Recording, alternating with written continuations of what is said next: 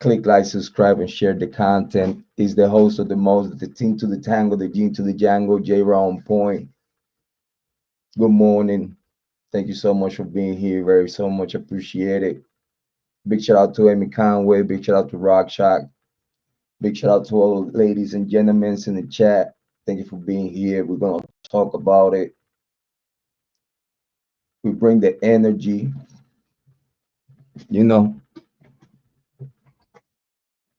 the hip hop community, the Latino hip hop community is here to talk true crime.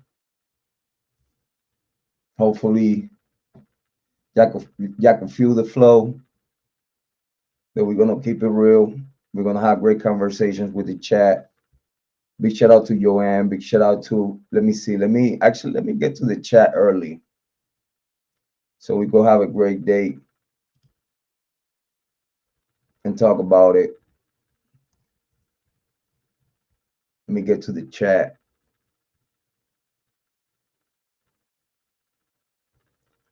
We got some good stuff here. Shout out to James. James was in my opinion, Kohberger is a pawn, gets exonerated. The machine wins as a case goes cold AF. We could agree with that. Big shout out to you. Thank you for being here. Very so much appreciated. Big shout out to all the other members and moderators and subscribers from Jrod on point True Crime.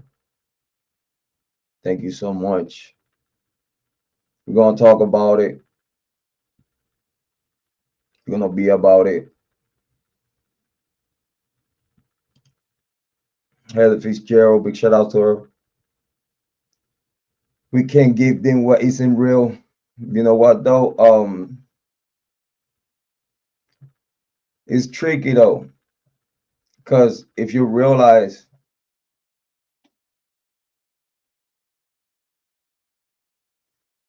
they have used a language for this case that is very smart, is it directs between the lines everyone involved to push forward the same way. Like far as the state goes, you know, the prosecution, the courthouse, you could tell there's certain things in this case, it wouldn't happen without the help of the court.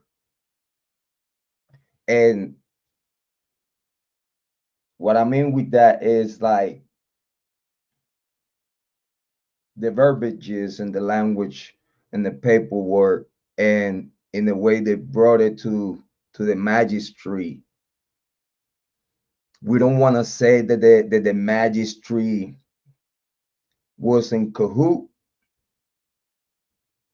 In my opinion, it's not being in cahoot, but when everyone already know off the top what to do. For example, if by any chance it was a previous conversation between the court and prosecution and the investigators and everyone involved, if off the record, not provable, you know, this could be called theory, right? Just based on how everything looks, because it's like it's certain things that really don't match here as far as me as a judge.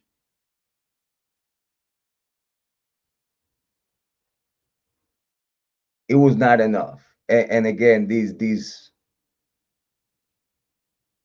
I never went to college to study law, con law, you know what I mean? But I damn sure know con law from the streets. I guarantee that I had gotten myself out of trouble in court. So by the book, honor intact, everything good. An innocent man just gotta let it breathe. They're gonna put pressure on you, like they put pressure to your boy for 2 years and a half, but an innocent man don't have nothing to hide. And when the judge back up what you were just saying all along, you could tell that that was a good judge. And if you ask me, what he saved me was that was a good judge. And in my case, I feel and believe that he was not in cahoot with the state. Even my lawyer told me, like, yeah, this is a good judge. You know what I mean? Younger judge, not really, into the OGs in court, doing a little bit more in cahootness and co-signing. But in my opinion, anything, it don't matter what kind of poop the FBI would have give Moscow PD for Moscow PD to push it forward. Because again, it wasn't the FBI case, but the FBI brought the meat the Moscow PD needed for them to move forward blindly. Like, thank you, move along. Because it was already some cell phone records that they already have pre-cooked with a name. Be like, hey, FBI, hey, come here. You know what we need, right? They're like, right away, let's go. Let's get that. Let's get that. After you already have a name, easy game. You just gotta follow the name and the reference that they'll already give you of. Listen, at the time you got phone records and all these other, because again, you ran him through the system, through the police contact, the traffic stop and whatnot. You already have predetermination and you have a formation that, if you ask me at some points, kind of like when we talk about it, looks like maliciously Moscow PD needed the details and name and get close to Bryan Kohberger at some point, due to again, we're talking about even Pullman, Washington was talking about this guy way even before this guy was even around. Just with the heads up, this one particular person. Big shout out to Joanne, she just got home. We're gonna get to the comments. But way before Bryan Kohberger was even in the area, just because, let's say, he applied to Pullman and certain things, let's say, for example, way before he even got there, he applied already because he had enough credits and experience to actually apply for assistantship, because that's all what it was. It was assistantship. A lot of people got the information wrong. He wanted to assess. He just want to, like, if you ask me, Pullman PD didn't welcome this total stranger coming from Pennsylvania, coming out of nowhere, like, we don't know what we're doing.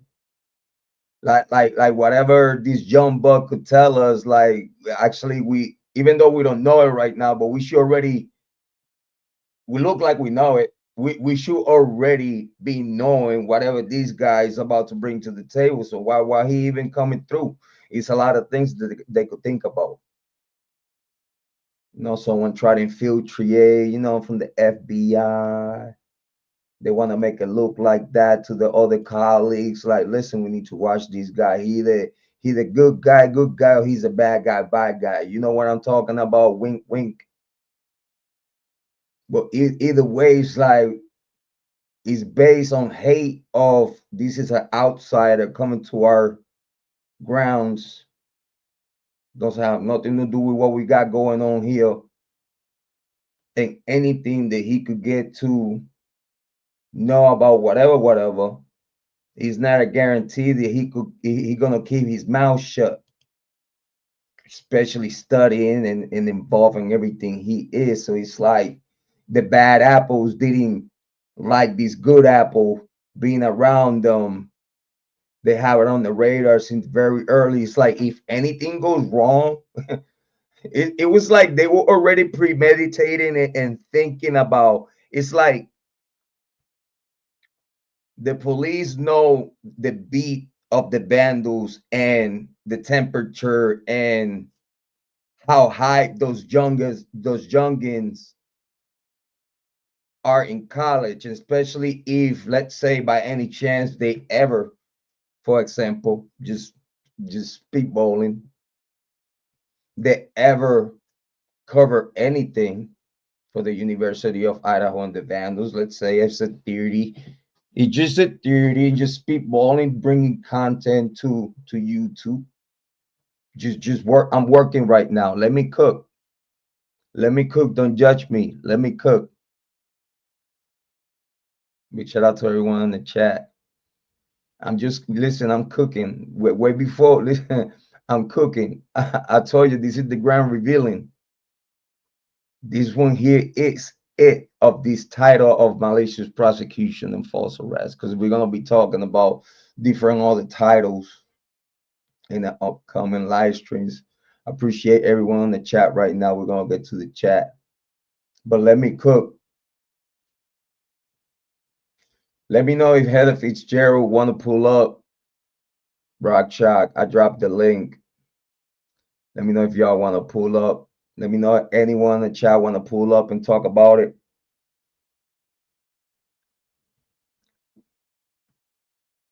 Big shout out to Peter Tragos. We're gonna listen to something. We're gonna listen to Peter though. Relax. It's a little surprise. We're gonna listen to Peter. I know everyone probably already watched that video, but I want to be on record. I want to be on record. That's it.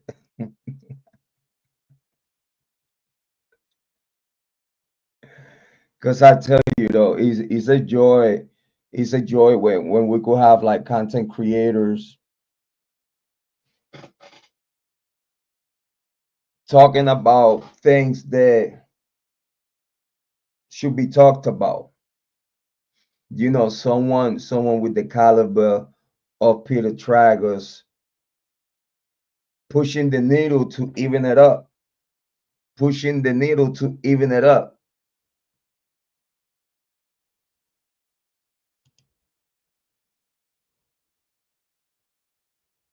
And he's a pretty big content creator and lawyer, certified lawyer. For him to say in kind words and very with a very serious tone the words that he said, we got to give him a round of applause to Peter Tragos. We need to give him a round of applause because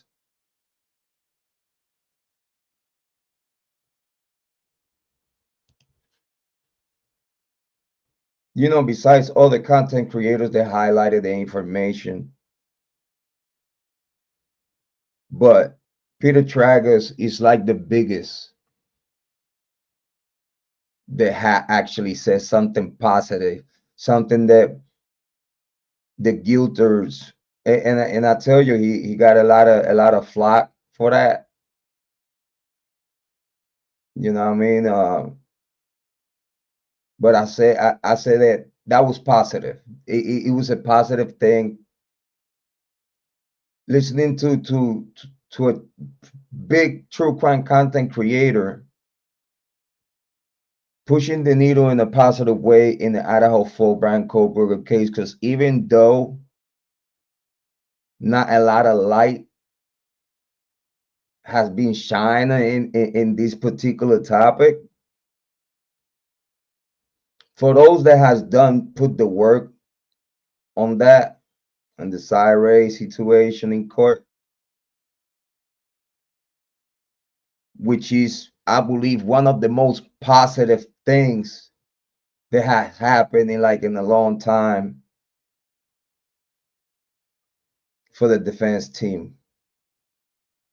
have a relief of credibility due to the legacy media and other content creators have really had a bad taste in their mouth and express those feelings in the true crime community, not just legacy media and the news media outlets out there in cable, but also over here in YouTube. And 9 times out of 10, I speak the ones in YouTube the most.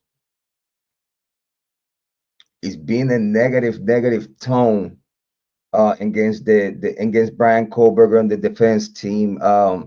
Even though in court, like for those that actually pay attention to what's going on in court, even though those that have like a sense of sanity and peace in their heart, I would like to say that, and common sense, and just understand court procedures, and even though what I mean, even though if you don't like to go through court documents, if you sit down and watch the hearings and pay attention, is easy to read between the lines. Is really listen, ladies and gents, it's really not a skill. It shouldn't be. It sh- it shouldn't be a skill to have discernment.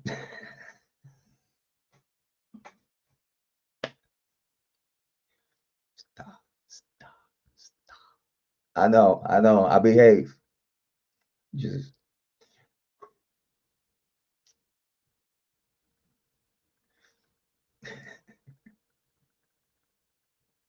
let me see what else we got here. What was that? Well, I guess Pharrell was wrong about Brian being the DD driver. Yeah, she is still okay, okay, okay. Big shout out to Heather Fitzgerald. You know what though? While we warming up, while we warming up, let me see what we do here.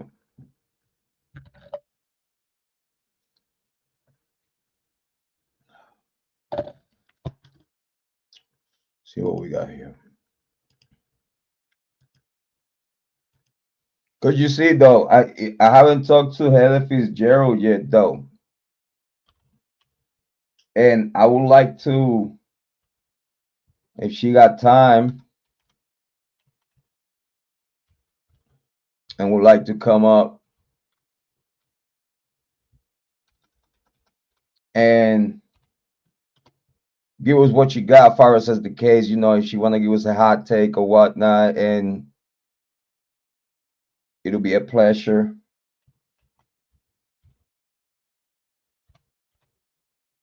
I watch her latest videos, pretty good content.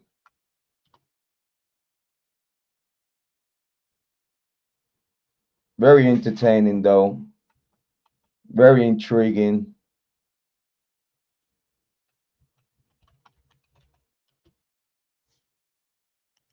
Make sure everyone, Heather, drop your channel whenever you can. If y'all could drop Rock Chalk, please, and all those content creators that you see in the chat, if you could, please, share the love. Let's share some promo. Let's make sure that everyone get to visit uh, all the wonderful content creators that come by our channel and the chat, are part of the community, members, mod subscribers that are participating in the chat, from the On Point family. Great moderators and members and subscribers that you could see in the chat, having great conversations. All we hear is, I would like to say, is the pick of the litter. Is everyone that you see in the chat, even though sometimes we don't get too busy, but those days it give me chance to like warm up. It give me chance to warm up and get and cook, get the cooking right. You know what I'm saying? Because me, if y'all here, I like to focus on y'all and making sure that anything that we need to talk about as a community, get it all out the way and whatnot, and then get to the meats and potatoes. You know what I'm saying? I see the comments, Jrod, yo, you should get us more involved. Listen, I got you. It's just like you know me. When I'm here, I need to get my rice and beans out. Let me cook. Let me cook. I got you. I'll get to the chat, chat, chat, chat, chat, chat, chat, chat, chat, chat, piggity, pop, beep, pop, piggity, pop. Familia.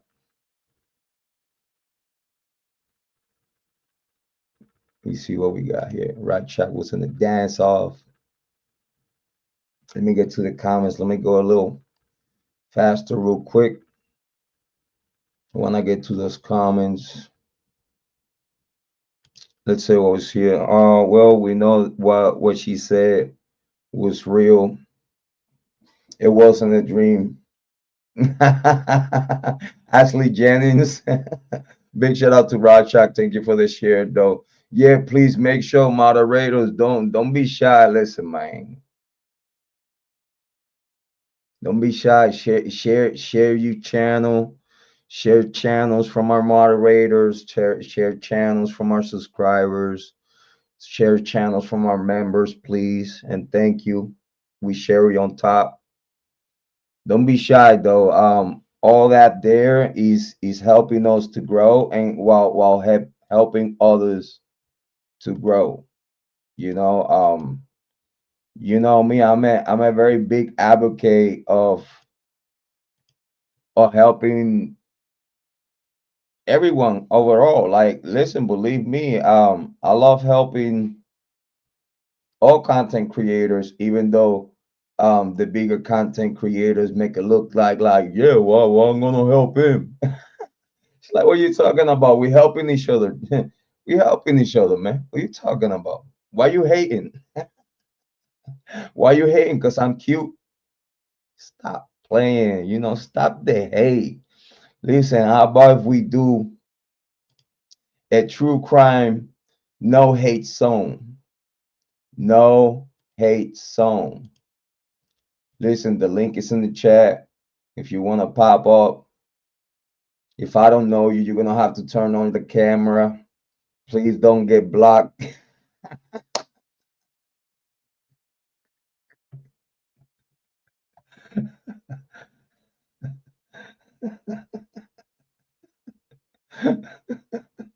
Yakuza is my favorite part. Please don't get blocked.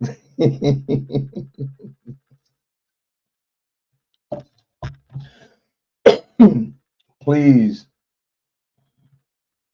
make sure that the first thing that you say out your mouth, it doesn't make you sit down and spin on a pine cone.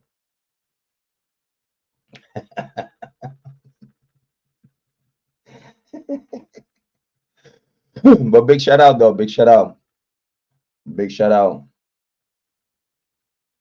big shout out. We're gonna talk about it. We just warming up right now. We're gonna listen, man. I hear the comments.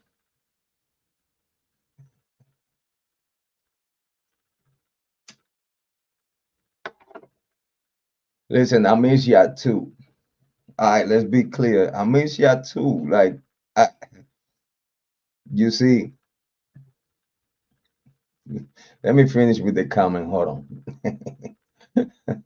Well, we know what you said was real. It wasn't a dream. Investigators discovered the evidence at the scene.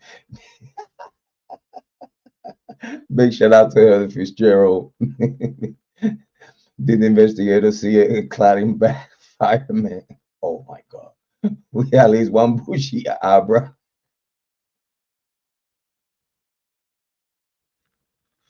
A balaclava.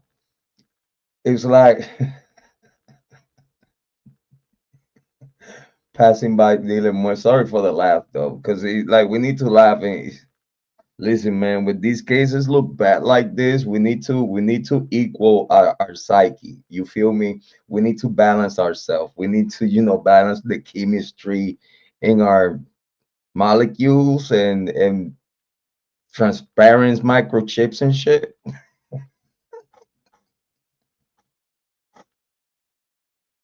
We need to have a balance of those. You see,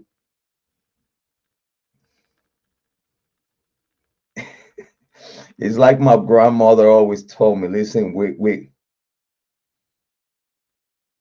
might as well through the storm or through a hurricane or through a tornado. Listen, might as well let's try to keep a smile. If we, it's like in the middle of the storm, in the middle of the dark, like it's like might as well have a giggle. Let's not freak out. Let's just make sure that our mind is clear, so we go at least, talk about those things, in the same manner and not cuckoo ourselves a little too much. Just saying. Ashley Jennings said,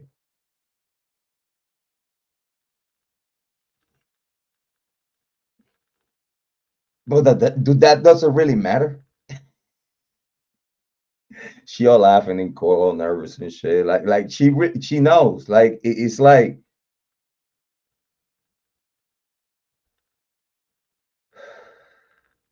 the bad kid, they do something bad, right? And it's like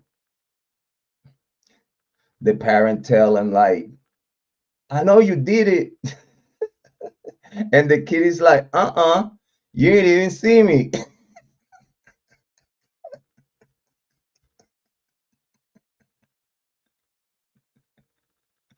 Respect and appreciation for James Moen. Big shout out, big shout out. Shout outs to Ralph Stafford. Thank you all of y'all for being here. Amy Conway, advise and suggest to everyone, not just in the chat, but everyone's randoms that are looking and watching. Curiosity kill the cat. Big shout out. Make sure you hit some DNA in the like button. We promise around here that I will not, absolutely not use utilize IgG techniques on the like button. I promise.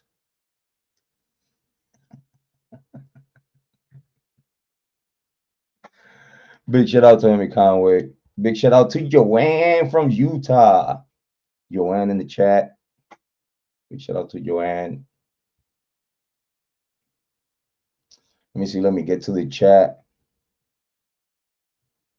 I heard, Jrod, listen, you always come. Bam, bam, bam. Always on the rush.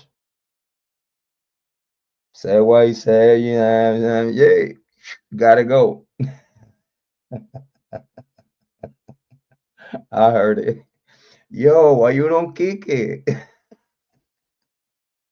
Yo, I'm down. I'm down. It's all good. Listen, I'm down to kick it too and stretch a little bit longer. I'm good. Listen, I'm here for a long time and for a good time. Big shout out. Rock Chalk in the building. Mine's April 17, and my oldest daughter is April 17 too. Whoa, whoa, whoa. Big shout out to both of y'all. Big shout out. Nah, you good, you good. Rock Shot, no one is never too old. I didn't read the rules, silly me. Big shout out to everyone in the chat. Appreciate though. Heather, Heather in the chat. Big shout out to Amy Conway. Big hearing coming. If the circle doesn't fit into the square, yeah, I know, I must have quit. But you see though,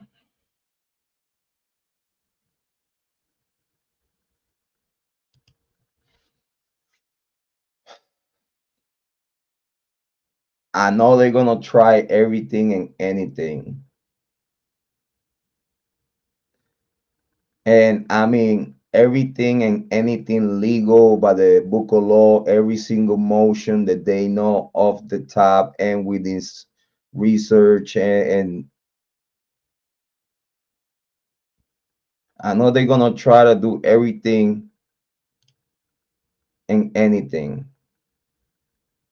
Because if you ask me, they are that smart. And besides that,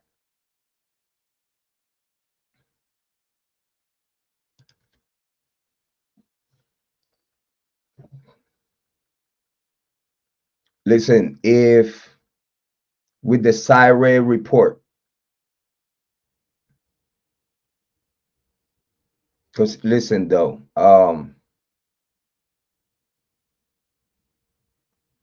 again, I understand that only takes of a from a good judge to if either he was misguided or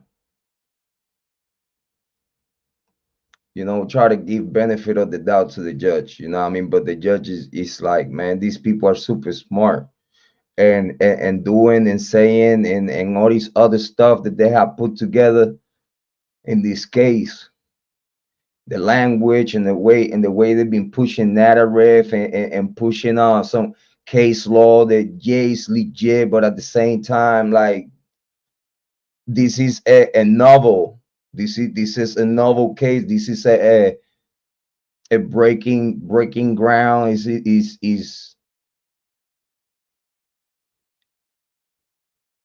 the prosecution and the investigative body has never pulled out a hat, never have pulled out, pause no diddy, a rabbit out the hat in the way they have done this case. I have never seen from no state, from no territorial United States of America. I have never, and we have plenty that sound fishy, smell fishy. It is plenty cases out there that the state prosecution and even some of them in federal court. I mean, even though it's very minute in federal court, but in some cases in federal court that it looks like, I know they have a higher rate of conviction, but at the same time, it's like, when, sometimes when you've been looking good for a long time, it's like sometimes you could take a risk, a semi unsecure risk, let's say it like that, and throw a case that is just really not even winnable. And they will stretch. Here's the problem. It's like when everything in this type of case was wrong from the beginning, was wrong from the very beginning. All these excuses to not call 911, uh, all these stories from the very beginning, involvement from people that is not even being investigated and looked at like, oh yeah, it's okay. No, it's not. It's not okay. It's like they give in court for the Bryan Kohberger case effect. They give this case such a gravity, and not just gravity, but urgency. But the state has not brought a case that showed that it was even investigated.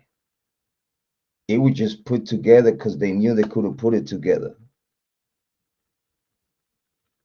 It's not a case that you could listen to of the you could listen to evidence. It's like, oh shit, he's not gonna be able to fight this one thing in court. Because again, even the IGG situation is beatable. the burden of proving guilt, or listen, the burden of proving guilt without benefit of the doubt. It is just like they put in a case for a jury of the public opinion of the world to listen to and be like, you know what, this man is cooked. He a piece of shit. He did that shit. He cooked. We don't have that in this case. Everything is fightable and beatable in court.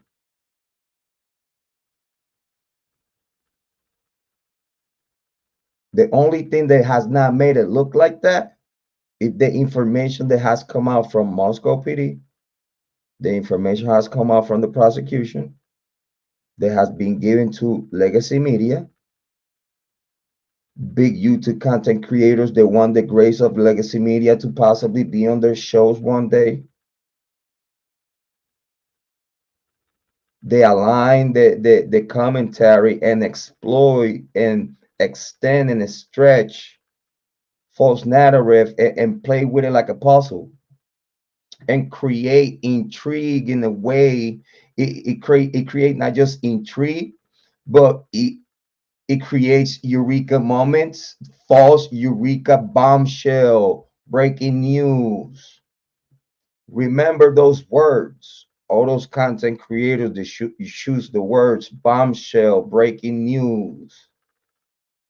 Just think about those words. And then when you go to their content, it's none of that. It's all clickbait. Is none of that. Again, the people that has listened to this case and have paid attention would not even click again on certain content creators. Would not listen. I clicked though.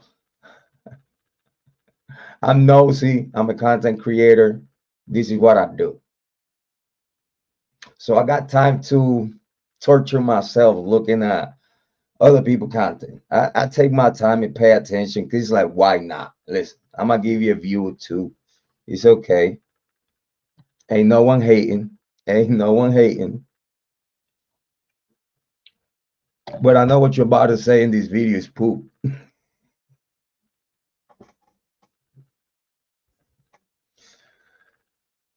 And some people, and I mean some people,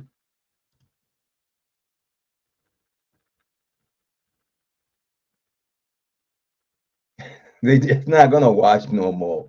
And I know that because it's like I see the comments like I don't even watch these other content creator and whatnot, this and that. It's like, I mean, but why not? It's but at the same time, it's some people can stop doing that just because again, it's over and over and over. It's like even though they make the content, and I'm talking big and small content creators that are guilters, or even those that believe that Bryan Kohberger is innocent, but in a way that they say the reasons why he's innocent.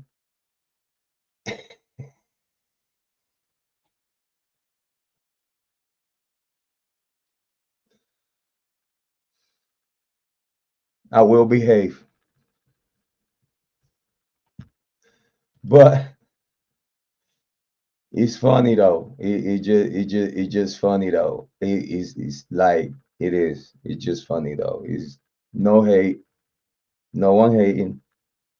Raksha says so much for innocence until proven guilty. Something is flipped backyard here, backwards here. Yes. Again, going back to in a way the language and like well, Rock Shock, like language in a way something is presented, like you could hide in court. You could hide in court a bunch of poop as long as that poop smells good in court. Literally, it's like you could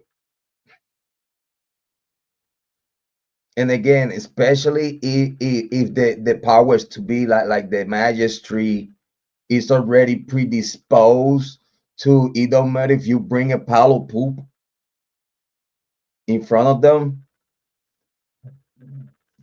they will pass. They will accept, sign off on whatever you bring to the table, because again, it's by default. As long as certain people bring it to the table for dependent case and whatnot, is just gonna happen. Logical thinking, logical thinking. This attack has been brewing, and first and foremost, whoever pulls this off has a quick escape, knows the terrain, and never drive a vehicle. You know what though? We could, James, we could talk about that though. We could definitely talk about that. We could definitely talk about that.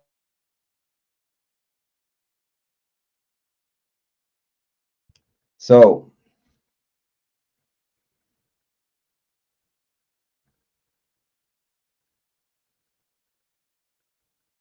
if you ask me, if the same situation, if the same crime was committed by someone outside of their circle, outside of the Vandals, outside of the University of Idaho, the human nature is very curious. The only reason the Dylan Mortensen and Bethany Funk would actually come out to even try to interfere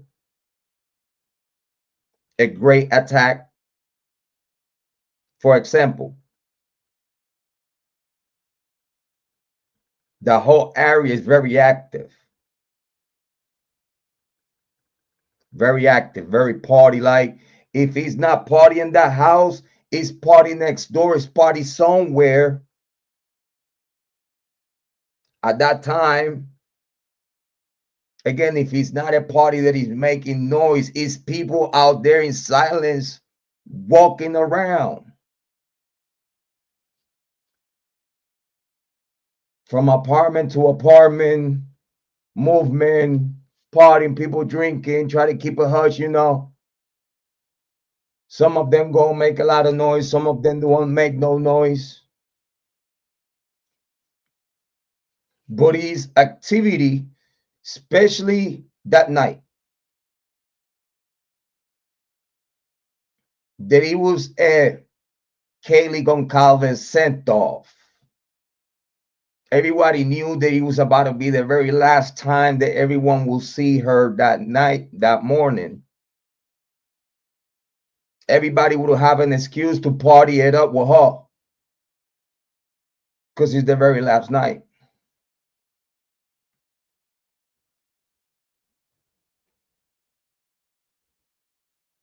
We do not believe this house was hush, hush, quiet, quiet, everybody sleep. Like they talking about. When you partying, you know what I mean?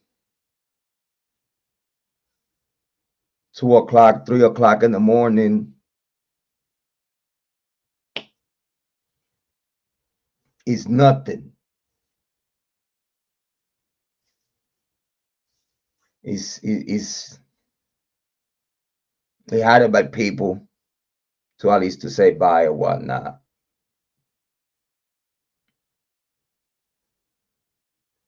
It had to be people at the house.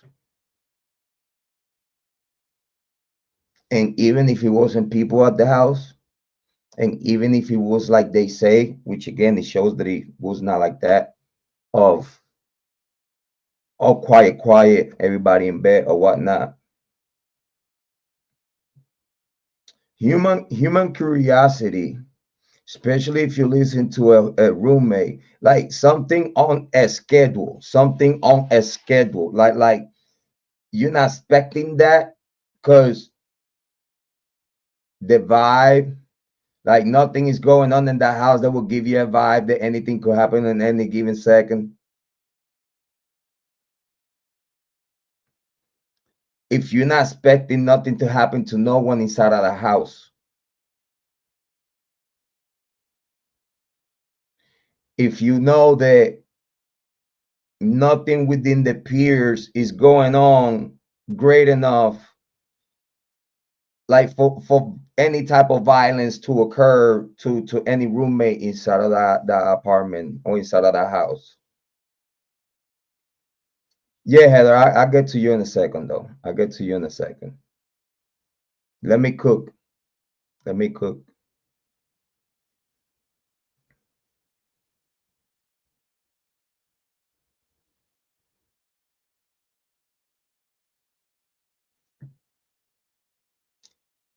If what happened that morning, it was not expected. Soon as Dylan Mortensen, again, she heard and seen things, right? She's right underneath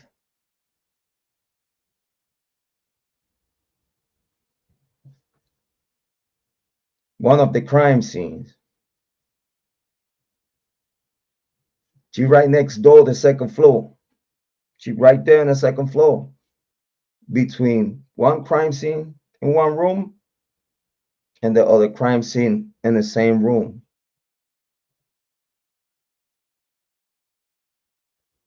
We could understand due to the information available that it was not quiet. It was not a silent killing of a ninja. It was not a silent killing of a ninja. It was not a fast, silent killing of a ninja. It was not. It was sloppy work that took time for what the end result was in the forensic report. For the end result on the forensic report, it took time and force. It took some kind of skill. It took some kind of hate. It took some kind of rage. It took some kind of premeditated, not planning, but able to, out of spite, plan it right away within 24 hours if the opportunity occurred. Other opportunities available to accomplish something that it pop up out of spite. Like, yeah, fuck it. I'm crashing out.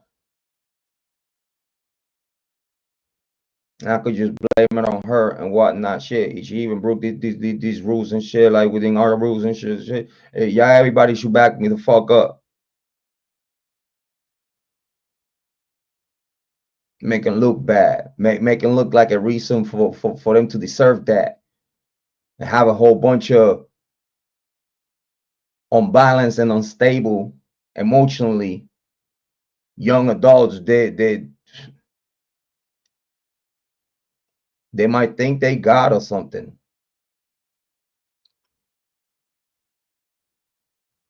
but it's in my homework. If they was total strangers, knowing there's so much people that are friends of them around that area, and knowing that we had knock on someone's window, if you come out the front door, if you come out the front door from the basement floor, the first floor, and you come out the front door, You could bang and yell as hard as you can to two different rooms right next door in front of your yard. If you yell outside, someone will hurt you. Someone will be out there. If you escalate with desperation and gravity and hurry, because you recognize what's going on inside of the apartment is out of the norm. Is screaming, is thumping, is you're hearing roommates desperate because they being assaulted. And if you're not expecting that, you're gonna stay still because you're expecting it. You already know who's doing it. You're gonna sit still. You're not gonna cooperate on anything. You're not gonna try to get involved. And if you involve some way, somehow, and participate in some way, somehow, you're definitely not gonna say nothing. You're not gonna involucrate yourself.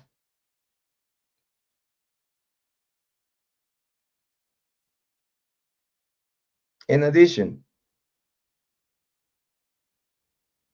if it was a total stranger, so total strangers, and the situation not expected, it was as simple. Because again, the time of death, I know they talking about 4 o'clock and whatnot. Even if it was at 4 o'clock and whatnot, and it was not expecting, and they realized that whoever is doing that up there, you definitely not know who it is. Or even though if you know that person, whoever is doing it, what he's doing up there or whatnot, you might know about the situation or whatnot. With more reason, as soon as you hear the first screams, you run outside the door with your phone and stuff like that. You escalate and try to wake up your neighbors and stuff like that. Probably someone come out with a gun or something and try to help or try to catch who's doing it.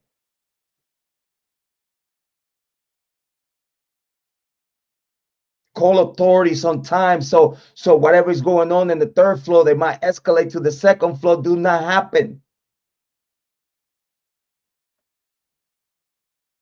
If things would have got escalated and be called on time and everything would have got escalated to try to save lives, Dylan Mortensen and Bethany Funk would have both run out the house, escalate, screaming, yell, and call 911, call cops. And after calling cops, like calling cops within detail, because you hear what you hear and whatnot. Someone is hurting my roommate. Someone is killing my roommate. Please send cops right away. Please, someone is killing my roommate.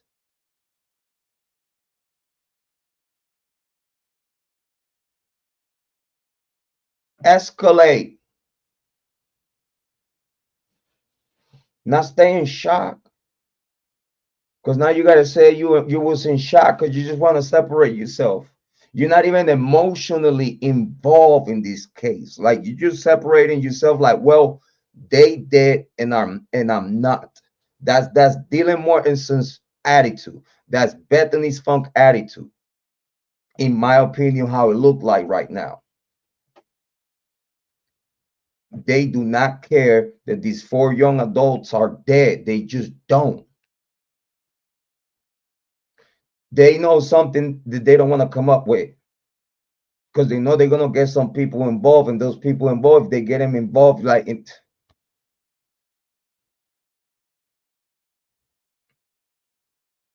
like if Dylan knows anything, she's gonna have to, like, for example, if Dylan, even if Bethany don't want to cooperate or Dylan don't want to cooperate, and Dylan knows something, they could always go to, let's say, the FBI again, even though the FBI is the problem. But you might be lucky, and you know what I'm saying, and move a puzzle and gonna be like, hey, I need to make a report.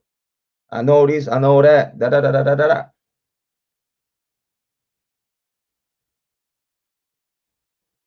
Even if what they say will incriminate them somehow, but they tell you, I'll testify, as long as y'all help me to not, you know, slap on the wrist or whatnot, not get this major punishment that it could come their way, helping authorities to fix whatever is already wrong. Because if you ask me, this case is still fixable. But if you want me to think that Dylan Mortensen and Bethany Funk did not knew the killers and did not knew the reasons why this was going on, you have better luck hitting the lotto. Because that's exactly what I think, in my opinion, due to my homework. They knew the killers. They knew what was going on, that they knew they were safe. They just needed to shut the fuck up. They were good. They knew nothing was about to happen. And yeah, I totally agree with James Moore. Is the killers didn't needed a car on least to get out of the Dodge. They didn't need no car on least to get out the block and just go somewhere else and wash up, because they knew they couldn't wash up right there. It was as simple as, if, for example, if the killers walked out the back sliding door, they could have just run through the backyard behind the trees, or around the fence, and go to King Road. Have a car, white Elantra with sunroof with tinted windows, already parked out there on King Road, let's say in front of Jack DeCour's house,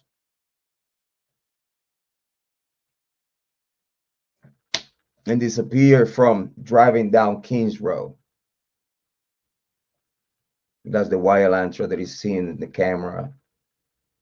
It wouldn't be a coincidence to see that white Elantra going down, but never have the footage of whenever turn towards King Road, and then the Linden Lane footage would never match.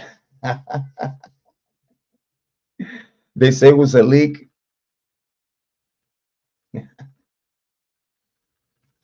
Is at a time. Is not. Is not. They make it look like, though. They make it look like, and they included it, like try to make it look like it's part of the timeline, and the dot car right there is Bryan Kohberger. No, it's not. You cannot tell. You cannot tell shit. But yeah, definitely these people had to know something to stay quiet. 7 hours, 8 hours to then make a phone call, 911 phone call, that it seems like the cops were already there by the time the 911 phone call was made. Listening to the police channel through whoever is calling his phone, and it's like, what? Like, we're not hearing that. Like, we're not hearing that, right? It's kind of funny to think that Papa Rogers said that the white car is a red herring.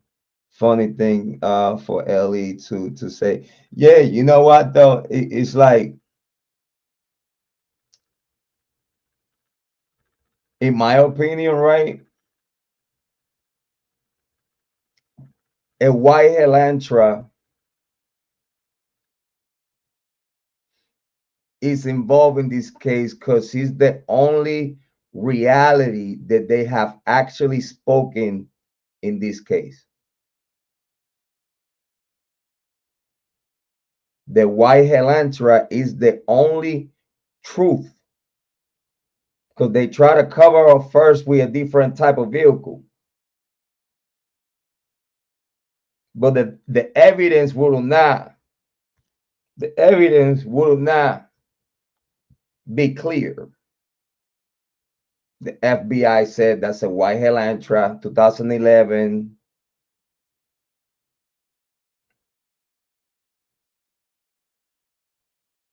Apparently sunroof and tinted windows.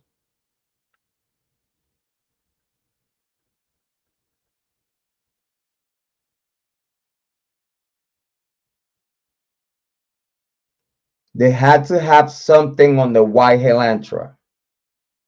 Focus. they had to have some kind of probable cause. They have to have a white Elantra around the area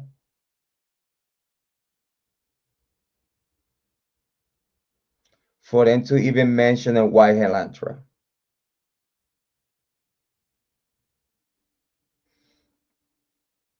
Because if it was a red herring, it could not be used in court. The prosecution would be looking stupid. And if anyone would believe anything that Papa Rogers was talking about, you have a bigger problem in your life.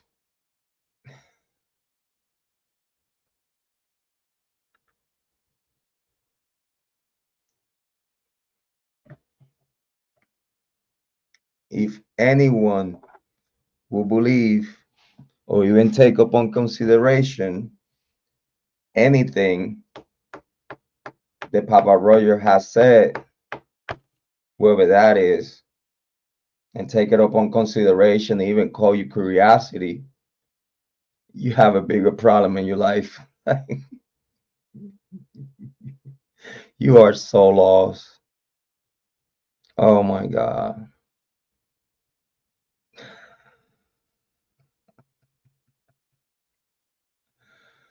Ah, all respect to those that have taken their time and look into it. I don't have that time. Like I don't like. Soon as I little over browse little things, and I'm leaving that alone. I'm not gonna leave that. I'm not even gonna give that person no kind of credibility because he's the same Papa Rogers that he was on our chat. Listen, I have live streams that the same Papa Rogers was in our chat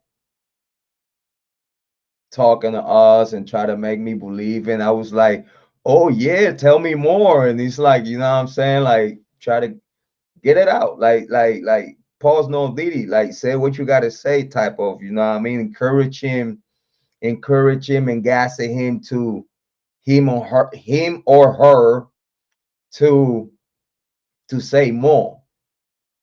So that way, whoever in the chat they had the name Papa Rogers with the picture and everything, we could have on record whatever that one particular account say in the chat.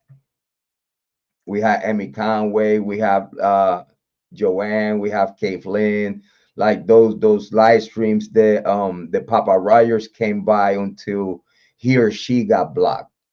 You know what I mean? Like, listen, some people are so desperate to get into a case and get some kind of clout. You know what I mean? Let me see what else. I know I'm running late on the chat. That you wanted, does anyone know? Let's have Secret Society Club because da da da da da da. You know what I'm saying? Is so many things that it could be happening behind closed doors to give a motive for this crime. We just calling out was the obvious that did not even got investigated. We just calling out the obvious that did not even got investigated. It could be many other reasons that has not been talked about and keeping closed doors for any one of the vandals in the University of Idaho to have a reason to do something like this. They were well loved by many in the university, but at the same time, they were being hated by a chosen few. You know what I mean? But yeah, Rockchalk said White the Hunter, said Ethan, had 2 weeks left, and he will be back, and he will be. I don't know. I don't know. It could be a collective of hate. Listen, if few people, just a few people, you don't need many. From hundreds of thousands of students, you just need a handful of students that had the same common purpose to complete some kind of objective for them to push forward, especially if they have the hate, the intention, and the will to do it. It's not rare to talk about youngins that even though have never had caught a case, but is day by day situations and stuff the youngins as teenagers and whatnot go through in school, go through in college, hate, jealousy, distrust, backstabbing, people talking about all the people's business behind their back and whatnot. Sex tapes, this girlfriend of this guy was did it, here's a sex tape, and he blow up out of nowhere. And this one guy out of nowhere find out that his ex-girlfriend or whatnot made a sex tape, if that was the case, and she slept with such and such, if that was the case. That it could change the mind of a male young adult, not all there. What I mean, is plenty things that will change decisioning of a young adult that doesn't have like that standard of morals and whatnot. That his moral standards are low and more up to no good. Um, it's plenty situations that it could happen in college to for a youngin to change the whole trajectory of their life, and from doing good one day crash out. As many youngins from all levels of society being crashing out, especially you could see it today. Many news out there, many mass shootings and stuff like that of youngins out there, um, just going berserk, and it's dangerous, is inhumane. Seeing younger generations of young adults inflicting such a damage and trouble to the community at these days today, uh, where they forcibly lure to the frat. Not only they might have fought, and then hours later they dead. And the end, lurk KG. Uh, you know what though? It's a lot of things could have happened. You could have, like I said, a small group of people with multiple reasons to kill you. And that's what it makes it more real, more like you could actually commit that you could actually do something bad to someone, especially when you already have a collective of multiple people that will hush the situation to a lower level, knowing that the higher level will pick it up, and as long as they did it in a way that the higher level, in this case law enforcement, if that was the case with some corruption and even local officials, like a prosecution and whatnot. Again, if it seems everyone is from the same university, higher levels, lower levels, they all part of the alumni. They all get paid from the University of Idaho somehow. um over the table donations below the table for their elections or whatnot. You know, is a machinery of higher level of people that actually not just know somehow, like, again, to know those legal illegal loopholes, and in such a short time put together this case against someone to make it look in the way they did. It takes a lot of smarts. It takes someone actually taking time to think it out, and knowing that, okay, we got this. This is how I'm gonna put it together to show it to the magistrate so we can move along. So this bunch of poop, it will look good, and the only thing we need is time. As long as we have a warm body, it don't matter who it is. We got someone in jail. We're gonna make it look like the way we make it look like. So we just gamble with the jury. And they know they gambling with the jury, and that's why they pushing so much news media, false narrative and whatnot. Because they know that as long as they influence the public opinion in these days, anyone, even on the farm, it don't matter how deep you are in the country or in the mountains or whatnot, is cable, is cell phones, is you know, the only people, you know, that I believe will not have a TV or electrical, is people that actually their culture is stay off the grid. You know what I mean?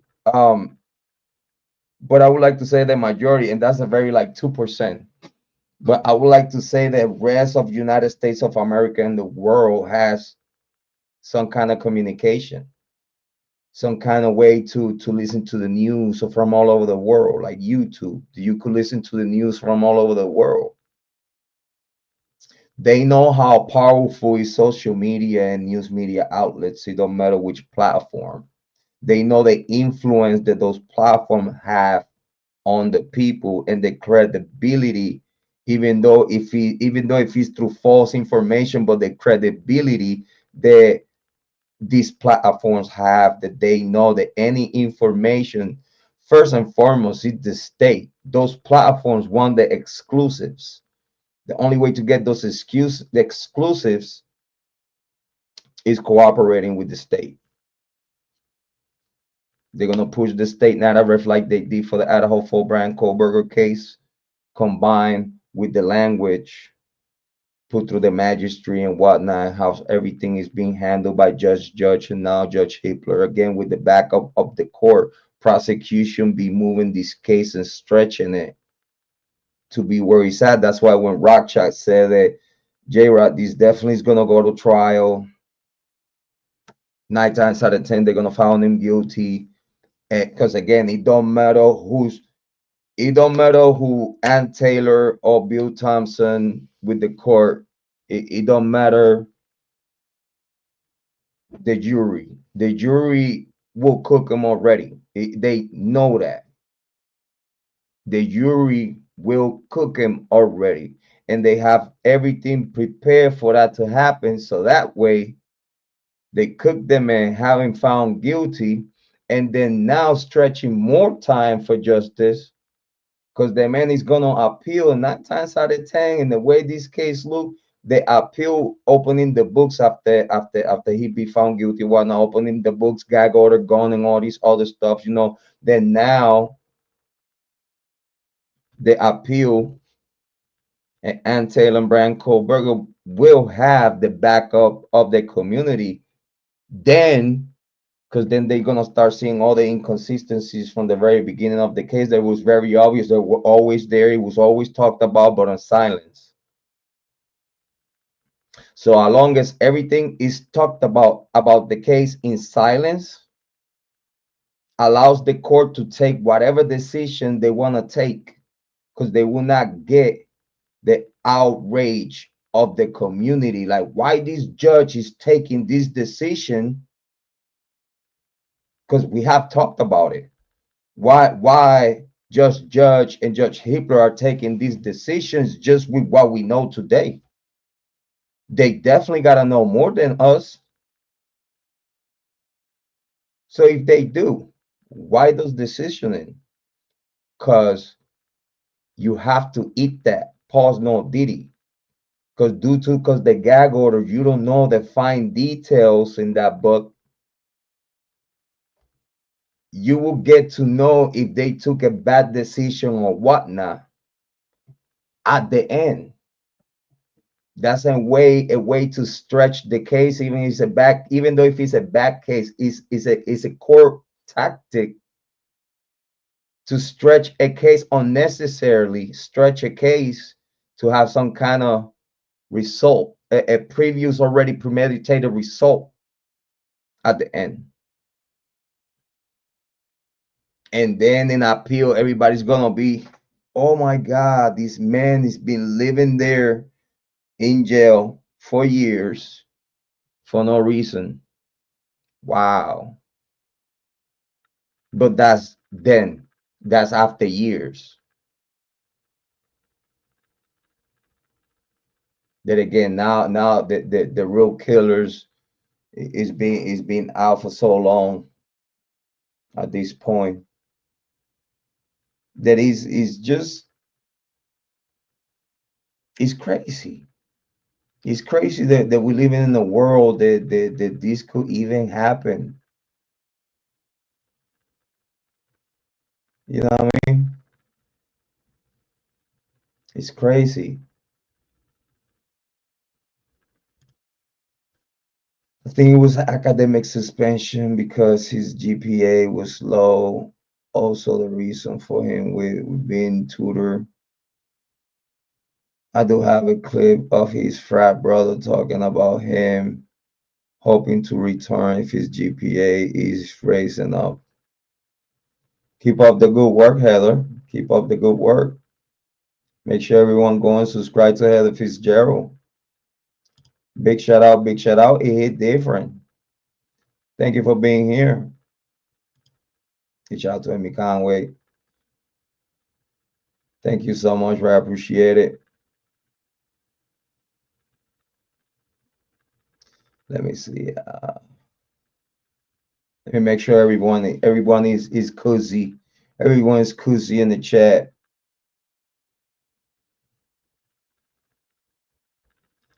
Let me see. Let me see. Get the good comments out.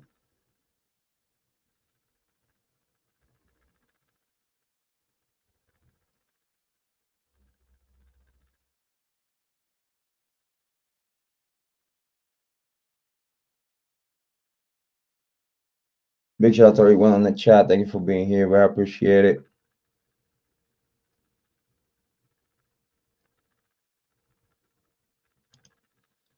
Hey, Fitzgerald said, just answer this one thing. What the F part of all that went on with DM phone?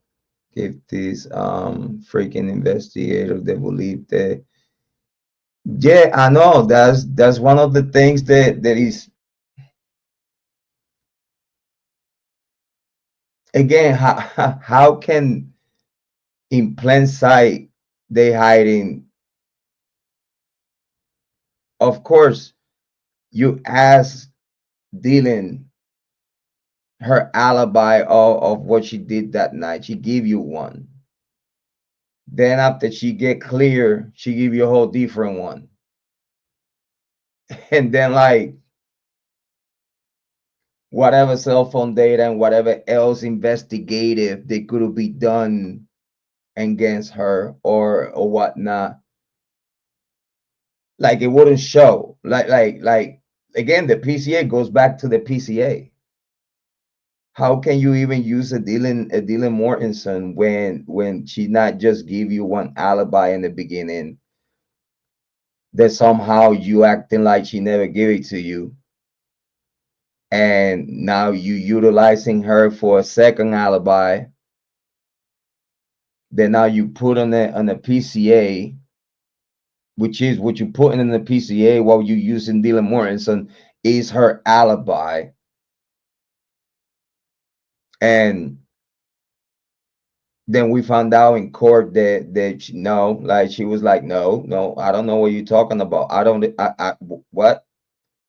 Oh, that's Bryan Kohberger. No, that listen, I cannot even recognize his eyebrows. I cannot recognize nothing. Like, nah. Can you put a face mask in front of the picture to see if I bet you they did that. They somehow put a face mask in front of his picture. It's like, can you recognize him now? Right? It's the same guy. And she like, no, nah, I can't. Nah, it's not him. What else you need to get Dylan Mortensen out of it? That 911 call, you could tell that Dylan Mortensen grab, and allegedly, again, that's what people say. I don't know nothing. I don't even know why you're listening to me.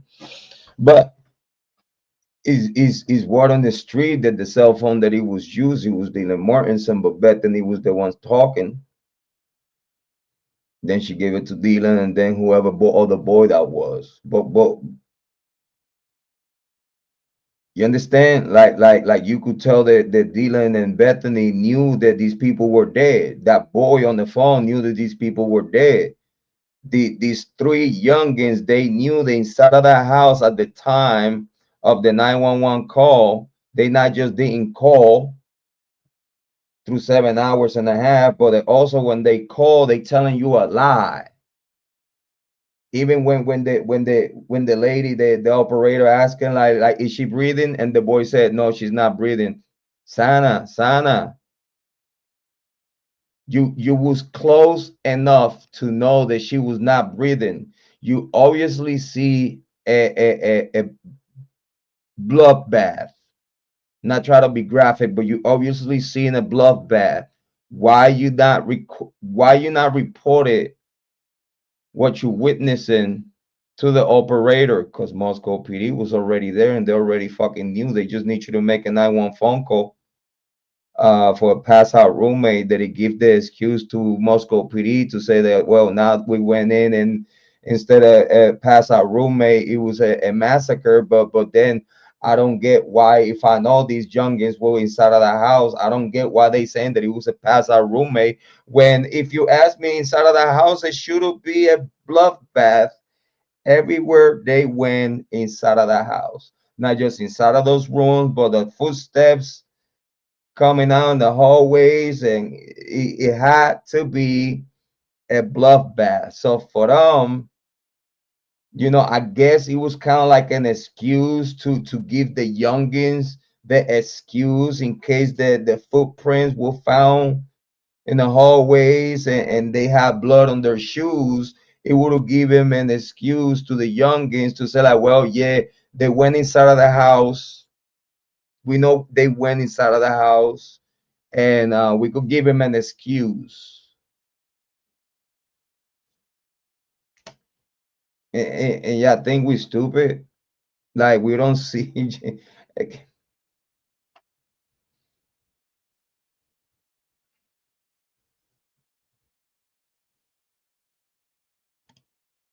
it's just not fair for the victims. It's not fair that we are in the situation that we are right now.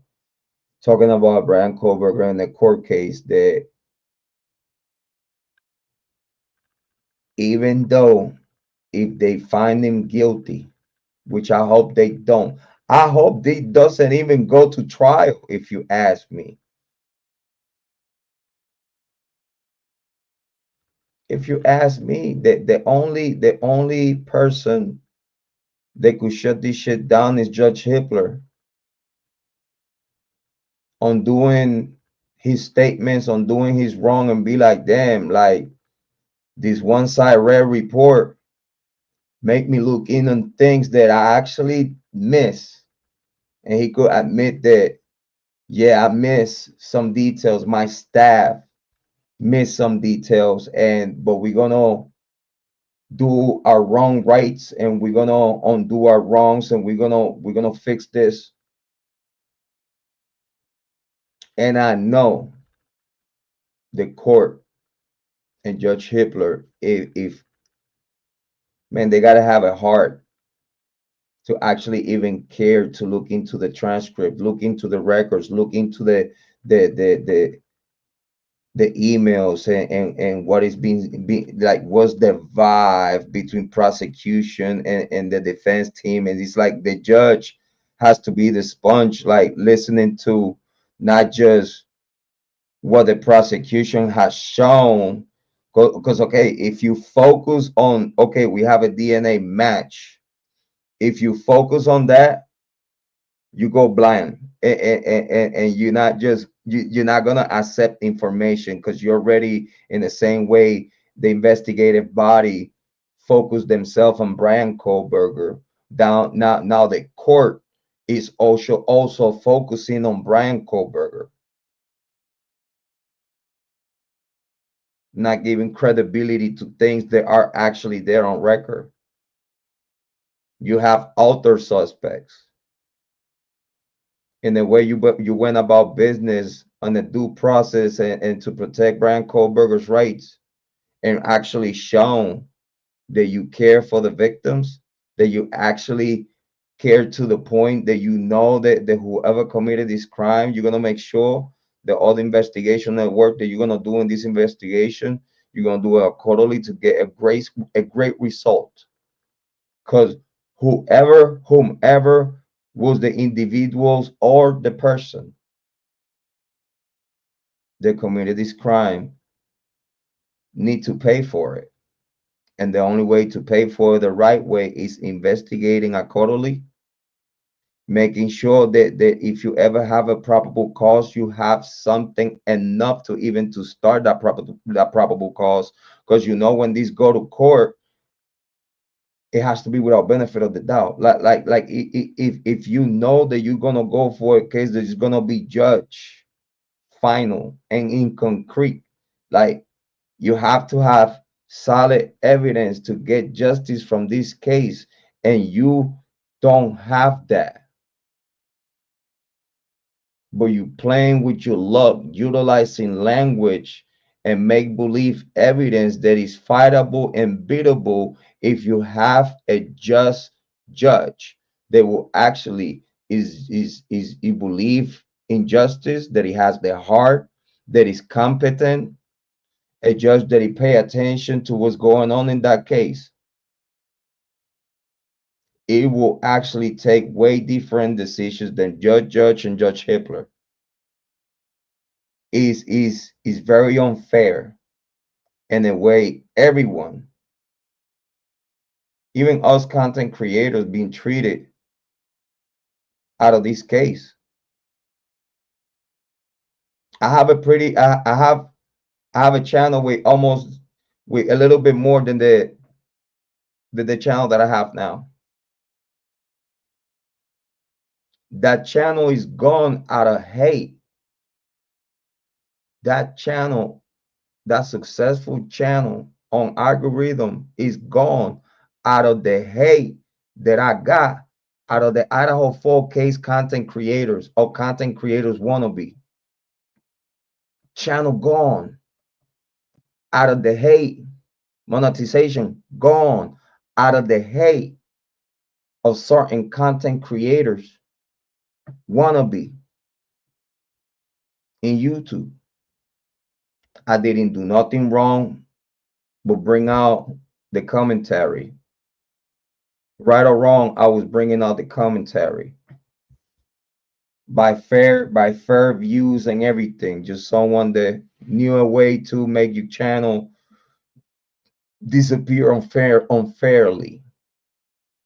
I worked my way to be where we are today again, which I thanking you, everyone in this chat, many others that support this channel. I thanking yeah, we back. At the same time, we behaving smarter than before, and we actually try to improve and increase the viewership and keep creating content for your enjoyment and for informational purposes also. So yes. Uh, let me see. Let's get something good. Then DM went down to BF room. They fell into a alternate dimension where they forgot about how scared they were. I don't know. Parallel timelines. Yeah, I know. Parallel reality.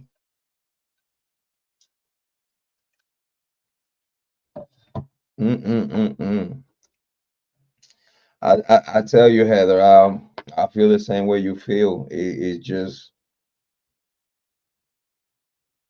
it's tragic though. You know what I mean? It's tragic that for young adults that went to college looking for a higher level of education, they were treated this way. It's not fair because again, people could talk about whatever of the personal life and whatnot, and either probably criticize uh in a way they used to party and stuff like that or whatnot. You know, they could criticize like whatever people could criticize. But these young folk adults, they did not deserve what happened to them. It don't matter what anyone could talk about. These four young adults did not deserve what happened to them. And it's unfair.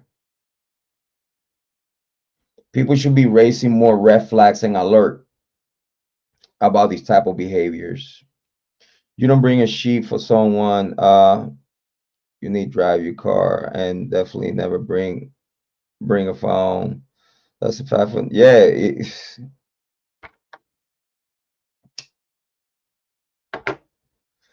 if he's that smart, like a lot of people say that he is, right? Like it's like his credits and everything should be like super smart, right? But as it seems that he was so smart for certain things, right?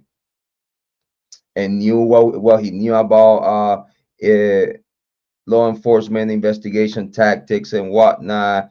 And if you ask me, Bryan Kohberger, it seems that he was very aware of his surrounding. It seems like again, if you ask me for what we know today, this guy doesn't seems to me like he was a dumbass.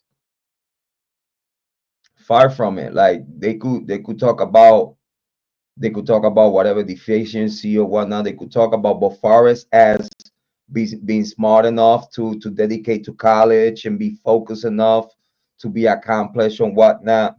You know what I mean?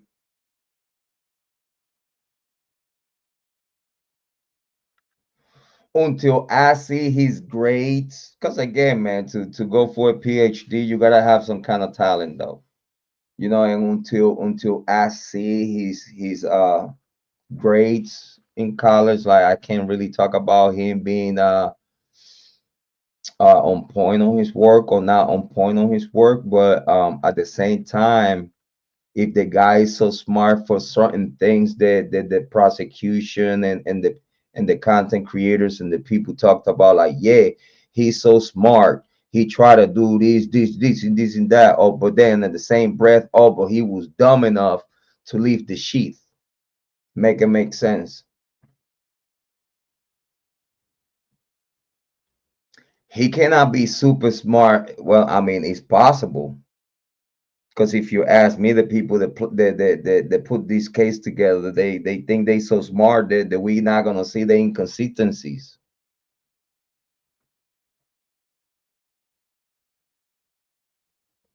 But then at the same time, then you have, you know what I'm saying, all the people that utilize like, yeah, he's so smart, but he's so dumb at the same time. Because the chief. Okay, so if you're gonna say that about the chief, you have to say like, well, yeah, at the same time, we got all the DNAs right there. If you have DNA outside on the handrail, you must have DNA inside of the room where their bodies was. You cannot. It might be on the seal or whatever you want to talk about. But it seems that at this particular moment, for arguments, you could talk about the DNA on the handrail and whatever was outside. But if you ask me if it's blood on the handrail, it's blood right there within the victims too. You cannot have one without the other. It's impossible. It's impossible. But then you want to reiterate, you want to utilize in a very smart way, microscopical touch DNA in the sheath on the brass button on the leather sheath that is soaked when you touch it. Is the leather, it sucks, it has pores that it sucks your DNA. And also that sheath, if it was located where they say it was located, that sheath would be located on a pool of blood.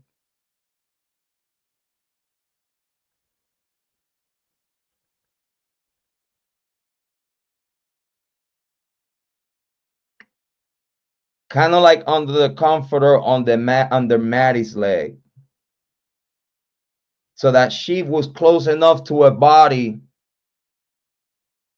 that at that moment it was a pool of blood on everything inside of that room. That night shift was supposed to have mixtures of both victims, mixtures of like fully cover if it's located where they say was located at. Let's use common sense. If the sheath was located where they say was located at, was on a pool of blood, that sheath, obviously it was soaked in blood.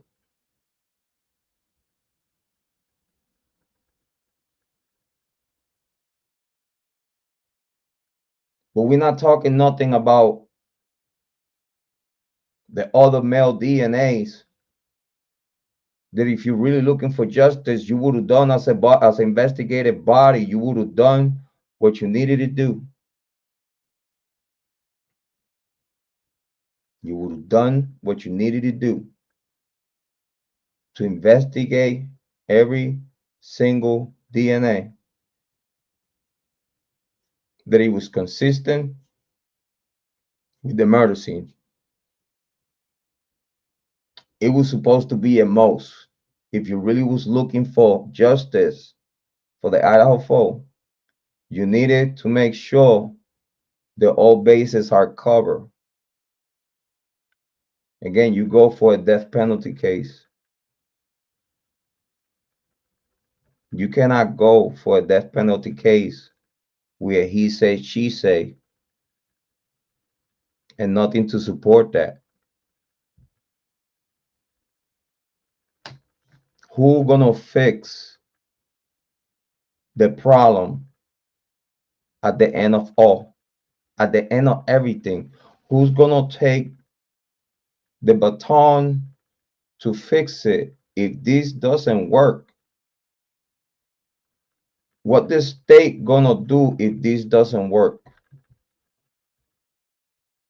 Again, it don't matter if it takes the years that it will might definitely take for some kind of conclusion. Let's say this whole prosecution of Bryan Kohberger don't work.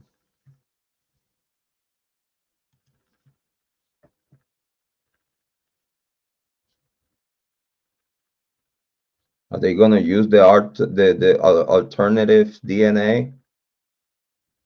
Are they gonna work on that after years and bring to justice whoever could have actually done it? After years and years, I mean, yeah, let's say if it happened, hoorah, like a hand of applause. But for that to happen,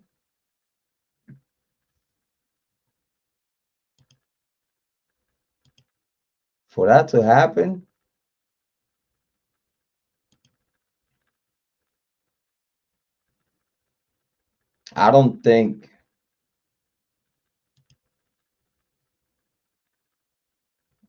in my opinion, I really don't think that they're gonna get justice. Yeah, no, they clear all the obvious suspects like within what, a week and a half.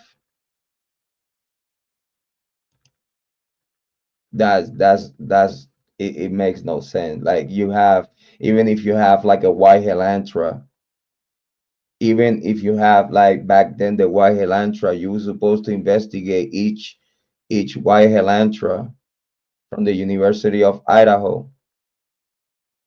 And then you have to investigate the white Helantras within the township of Moscow. You cannot jump from A to C. You have to take steps. How you got to a Bryan Kohberger, how you jump fr- from nothing to a Bryan Kohberger when you have 90 plus white Helantras, the parks at the university of students. Where is that investigation? Again, where is the investigation of all the peers and where's Jack Decor investigation? Yeah, Jack Decor give you an alibi, but then where's the investigation that will support the alibi? Where's the side of Moscow PD and the FBI that when Jack Decor told him this is what I was doing, where is the cell phone data cast that it will confirm that? Where is the DNA that will confirm that? Where is the physical investigation that you rely upon to leave Jack Decor alone? Where is it? Nowhere to be found. Where's the investigation to Bethany, Dylan, Hunter, Adam, Young Jack Showalter, like all the people that seen the victims at last before they die? Where is it? Where is the cell phone data of all the alleged obvious suspects and whatnot? Where is it? Nowhere, because Moscow PD and the FBI fall back until they could have imagined something that they could have come up with to actually blame someone. What we got? We got a lot. We even know the killers, but due to the situation in hand, they are students of the University of Idaho. Well, the only thing that we have is a white Helantra to work with, and we need to make sure that white Helantra you we ping it on someone. Rest in peace, Brett Kopaka. Bad luck for Bryan Kohberger. That's it. That's it. It's really nothing outside of that, though. Nothing else outside of that. It was a white Helantra that they ping it to a white Helantra owner with cell phone data that they already have. That, well, you cannot use the IGG just to arrest him, but then you put it together with a cell phone cast data. Now you have enough probable cause to send you people to Pennsylvania, fish for a DNA that you don't have it. Then now you have DNA because you got to DNA with a whole bunch of excuses and lies that you put in warrants and shit. And you, the cops, back up by the prosecution, back up by the court. Cause this case is so serious that no one gonna take the risk to fuck this up, right? And y'all really think that y'all talking to a bunch of kids out there? The state of Idaho really believe that they talking to kids out there. They think that me and you are stupid. They laughing in front of our faces every time they put false narrative with a serious face and they see people running with it. They laugh and get a kick out of that.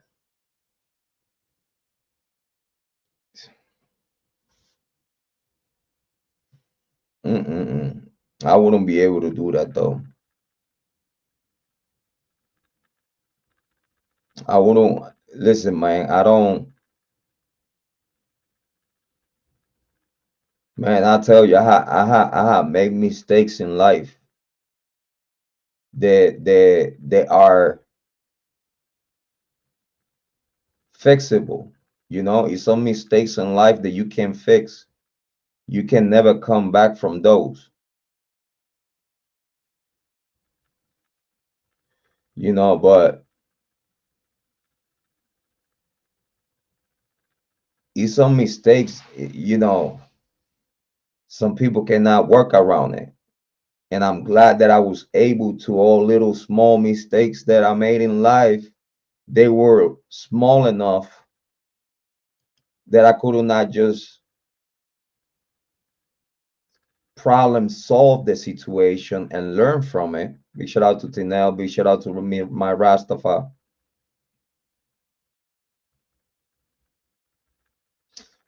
Yeah, no, I know. Is like Judge Hitler is making facts out of non-factual stuff. The problem here is that how he don't know that it's non-factual when you could just see that he's off it.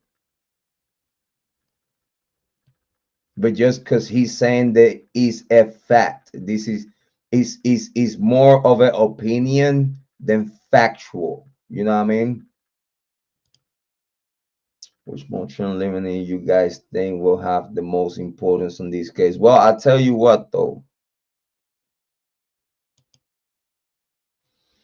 I'm gonna fall back and see what's the effect, what's the side ray effect. Because it's something that is gonna be well known in the Bryan Kohberger case that is gonna be it's gonna be called the side ray effect in this Bryan Kohberger case. You're gonna hear a lot coming soon. Coming soon. You're gonna hear a lot about the word the side ray effect. If the side ray effect is positive to the point that the court, if if the court don't have an excuse, a solid, a big enough, a good enough excuse to overlook the side report, then it's not going to be a side effect.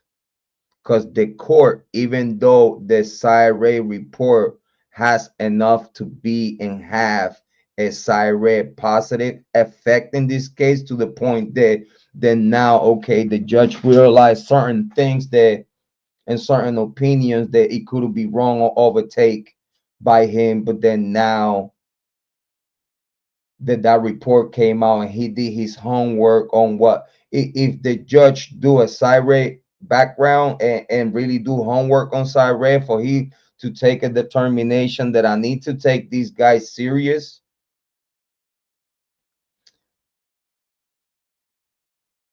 Either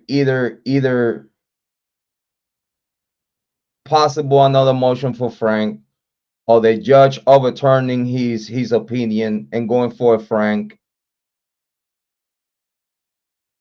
But he has to take a good heart and homework and actually the will for Judge Hitler to actually be like, well, I understand, I have given you my opinions and da da da da da da, and I have made my rulings and stuff like that. But now that this report and many other things besides that report has pointed out some kind of either misbehavior or foul play or possible neglect, possible lack of training or whatnot, you know what I'm saying, to not make the officers look bad as like for the moment in time being, you know, not making it look like yeah, they did all this shit uh maliciously to actually commit a crime.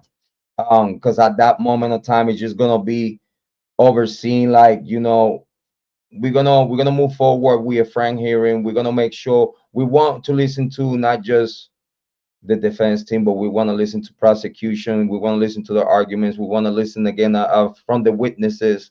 We want to explore and talk about whatever we have not explored yet.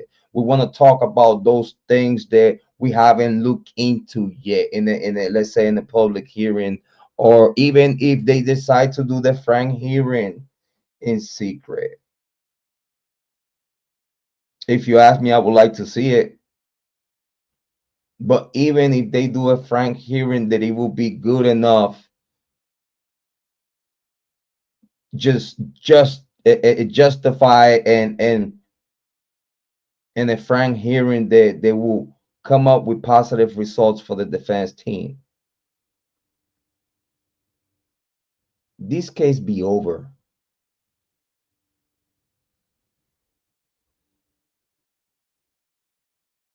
I do have yeah, I know the Amish people. Big shout out to Amish people out there, like the few on the because their culture. Big shout out to the Amish family. Because their culture, they like to be off the grid, and that'll be the like the only people that will not be in touch with what's going on with this case. Steak magic, worst spaghetti, yes, fish and spaghetti. They ready. Throwing pasta on the wall to see what sticks. I know. 1 against 11. Facts. Yeah, I totally agree with Tanel. It's a group effort. It's 100% a group effort of a lot of people focusing just on Bryan Kohberger.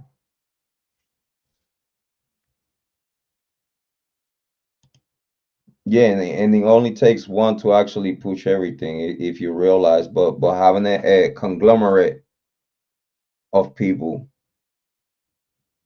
pushing the same way, a lot of things could be done that way. You know what I'm saying?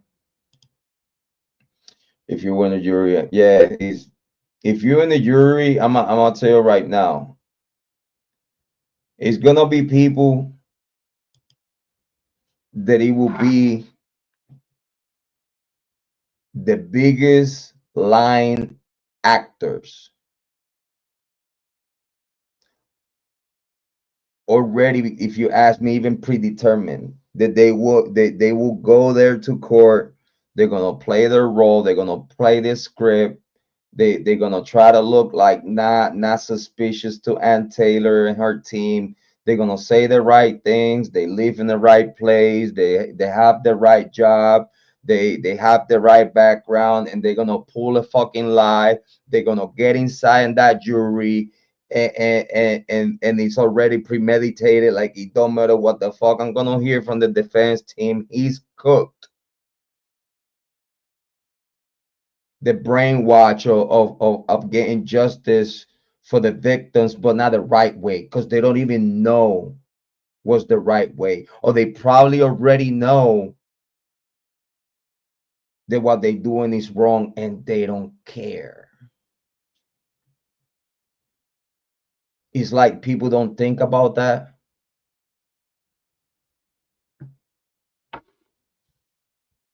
It's like people don't think about that, like how big this case is. And as all the state interference with the jury through social media and news media outlets and stuff like that, like it's like people think that at this day today is not enough bad information out there for anyone to even hate this guy to a point to put it together and be like, yeah, I'm gonna participate. I'll be part of, oh, I just got the letter that I got selected to be in jury. Oh, I already know what to do and what to say.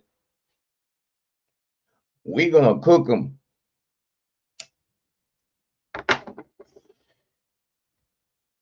Like, listen, I give humanity the benefit of the doubt, and I still have faith. I still have faith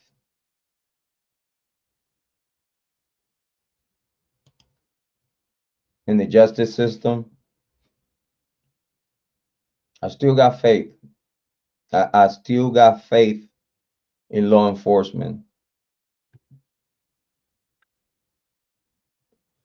I wish that Bryan Kohberger's dad would create an issue in court about his DNA. If you ask me, Bryan Kohberger's dad needs to put a motion in to get his DNA out of this case. Like, you are not going to use my DNA to cook my son, because I was expecting privacy. I was expecting that my DNA was not about to be used by law enforcement and get played with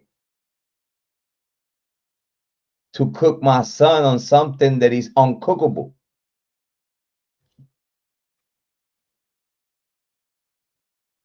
Kohberger Sr. could make a complaint to the court and request his DNA to be pulled off this case. And I repeat, Bryan Kohberger's dad could create a DNA complaint to retrieve his DNA off the case, and they have to. He just got to make a complaint that he was expecting full privacy out of the rules and regulations of their county, because those rules and regulations promise privacy for all the citizens within the area. So you're not expecting an operation coming from Idaho, that even if it's an operation coming from Idaho, we expect that they obey by the rules and regulations of our county and our law and our laws, not them having an excuse to go around our laws and our privacy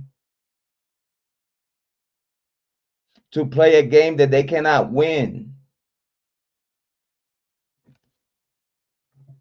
If I was Bryan Kohberger Sr., I made a complaint. You're not going to use my DNA to try to put my son in a situation that I know he did not commit.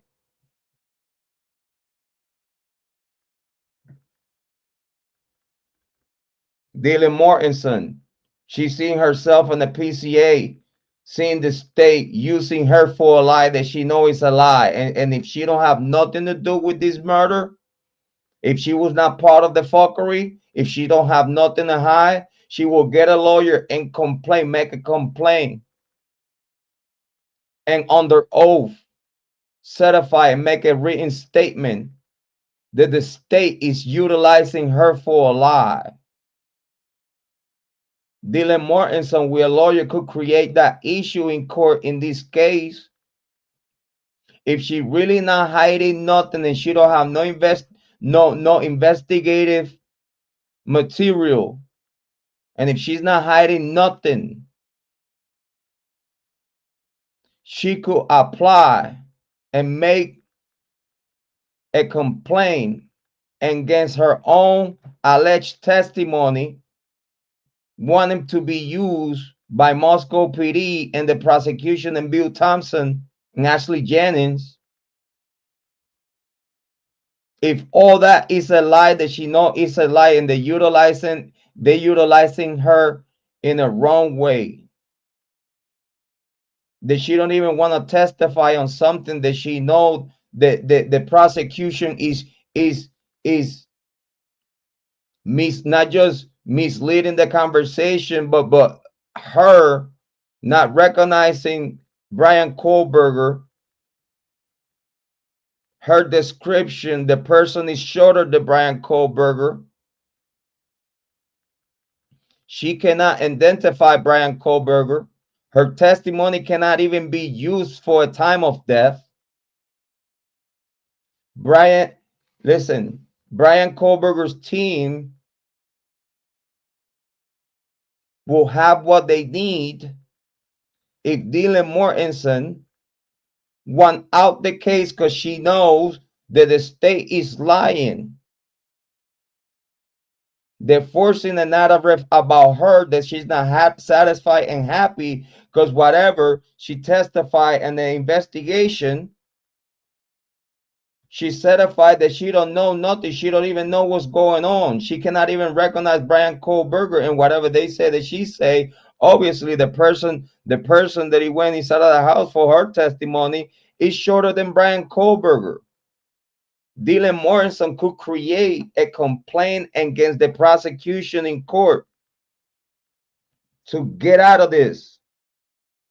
You're not gonna use me. I'm not coming to tell you. Use him. You try to make me come to court to say a lie, to lie. I'm not doing that. And she need to make it clear through her lawyer what's going on, and this goes away.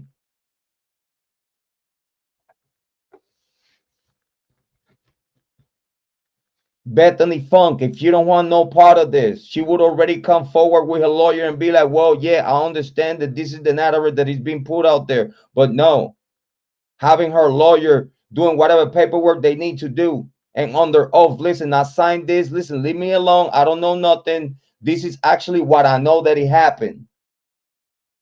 Done deal, case over. Now let's move on and get the real killers. Let's stop playing with Bryan Kohberger for effect and waste time on something that probably at the end won't even work.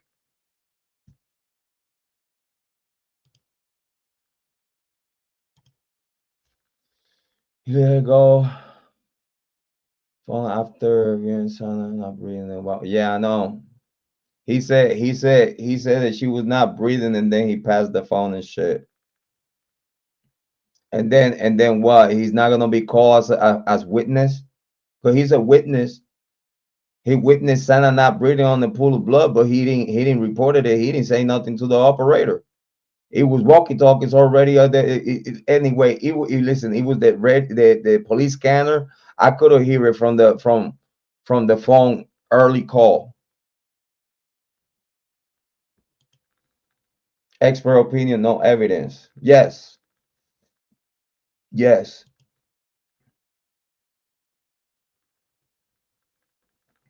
In my Rastafari opinion, she can ID BK because he wasn't there. Yes,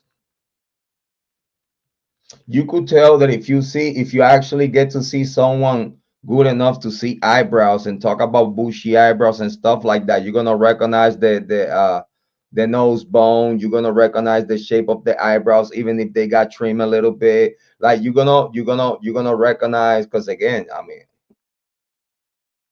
oh, but she was in shock. She cannot recognize none of that. No type of features of the face inside of the mask. I bet you she asked like, how tall is he? Oh, 6 something. And she's like, she remembers that. Well, they say, it's not gonna match.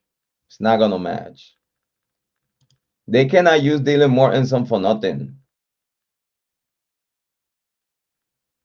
How can they use her on a PCA that now is information of her not backing up the information the state is providing? I don't know how Moscow PD and the state has the courage to even try this case.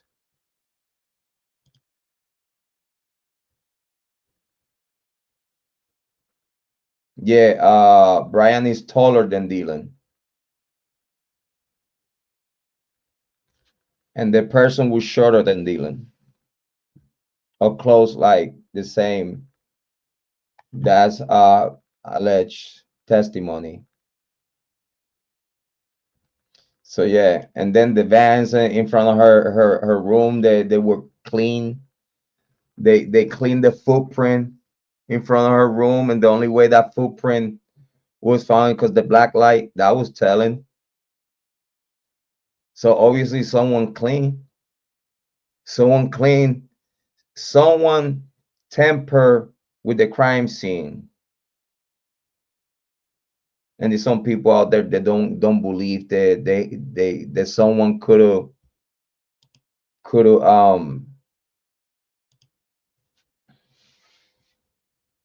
clean through spend few hours try to clean. You know what I mean? My Rastafari said, Dylan a woman? Yeah, Dylan is a woman.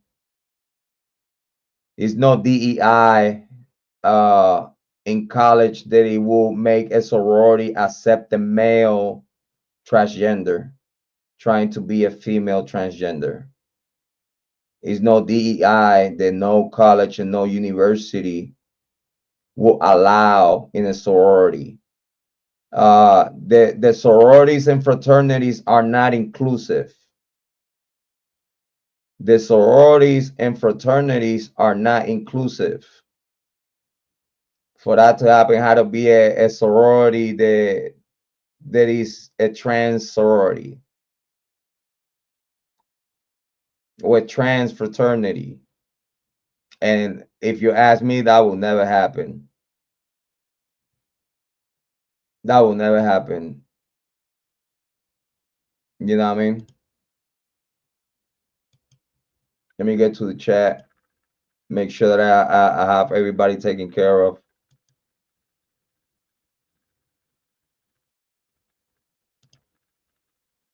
We know what she said was real. Yeah, that's the thing.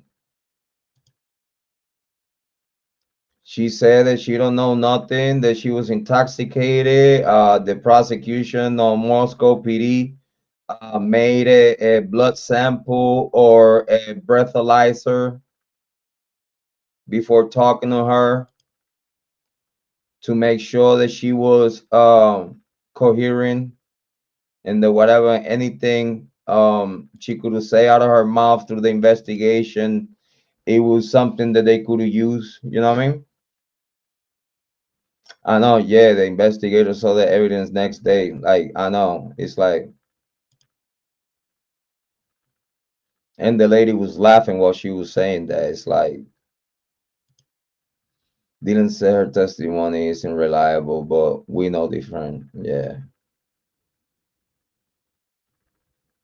Yeah, it's a shit show though. It's a shit show. Yeah, I know. Even in the way they talk about this, it's crazy.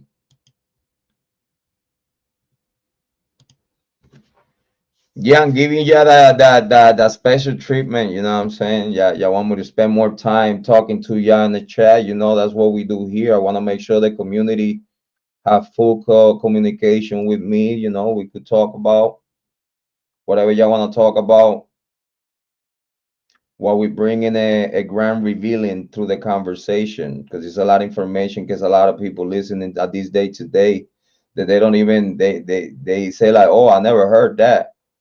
Like, what you mean? Everything that we talk over here is public information. It's already out there. We just making sure that those that have not heard it, they get to listen to it. Physics underrated, FBI collusion. You know what? If you ask me, even the FBI,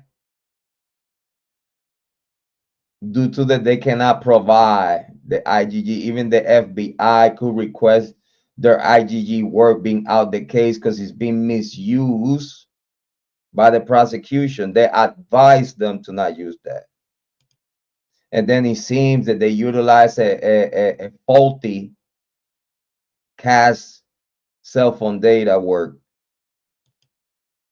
That even with the like that do not complement the IGG to have a warrant for a fugitive of the law to try to get Bryan Kohberger anyway. Because at the time, it don't matter if you have the cell phone data, and through that cell phone data, you got to an IGG that now they could complement each other because you already have a name way before the IGG. So then now you're gonna base your case just on that. That's your full reason for you to request a fugitive of the law warrant when at this time of moment the warrant came out. Bryan Kohberger has not broken the law and has not been charged with nothing. And if you ask me, you do not have enough probable cause to go out of state and spend all this money to go and get someone out of state, and you're not even going and go and get this person because you already got the evidence. No, you went cross state lines. Your investigation went across state lines with a warrant of the fugitive of the law. So you needed a warrant of the fugitive of the law to keep your investigation.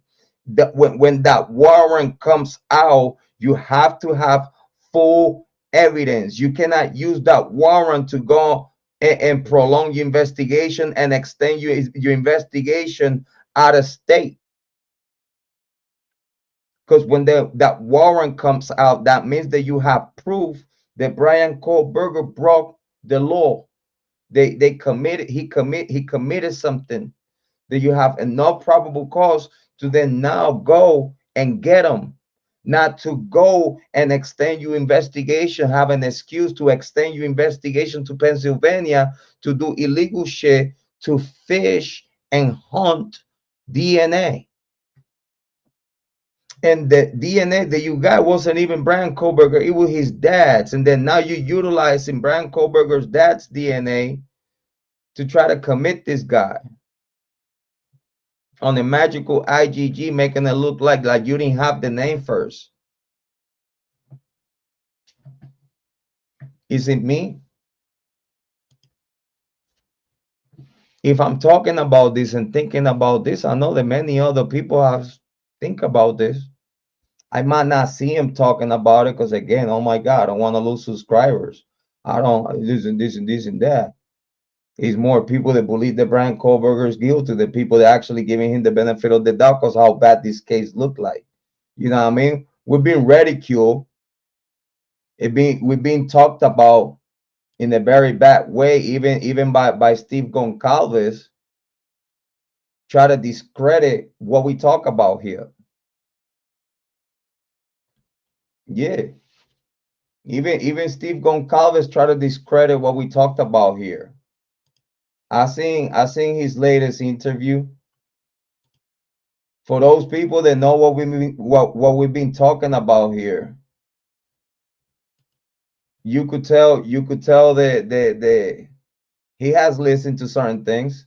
Like for him to say the things that he said on interviews, you could tell that he's listening to what we talked about. Because if you go and look out there for anyone else talking about what we talked about here, is no one out there talking about this case in the way we talking about this case, that we know we're gonna hit a nerve with this family.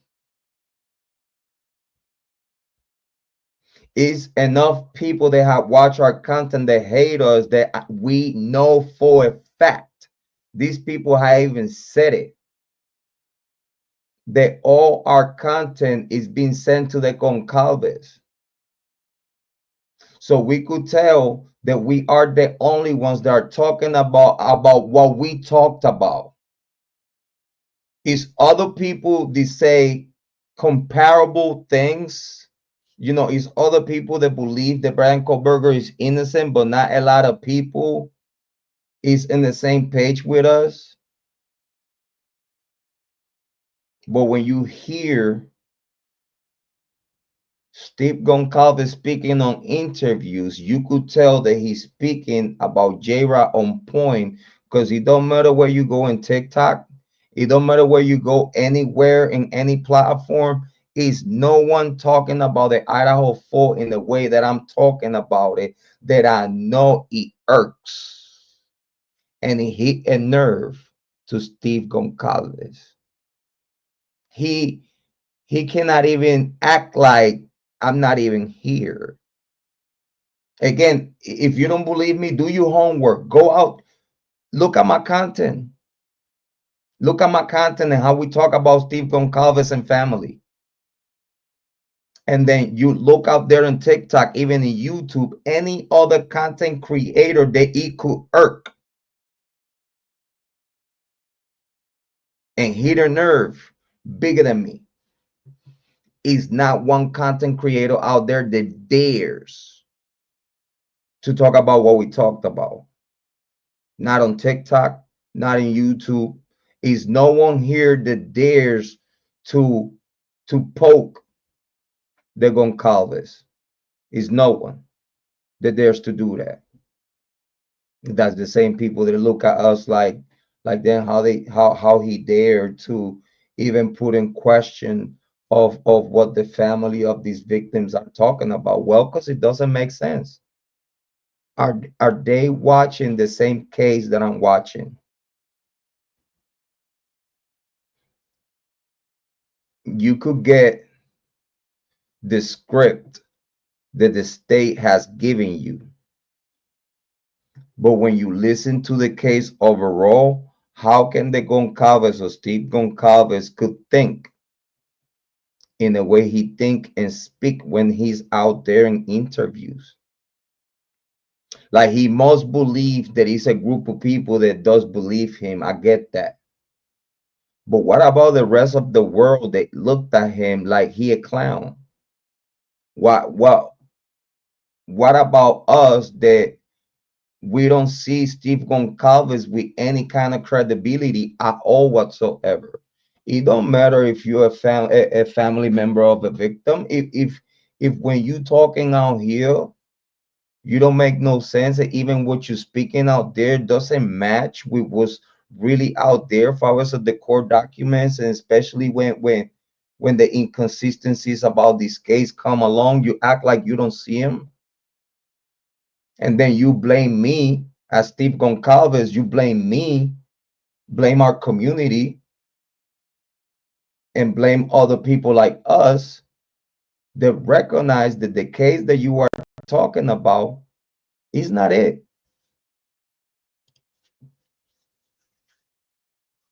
Yes, Steve G, he gonna sue the state no matter what. The state is already put on notice. The University of Idaho, Moscow PD, everyone in this case is already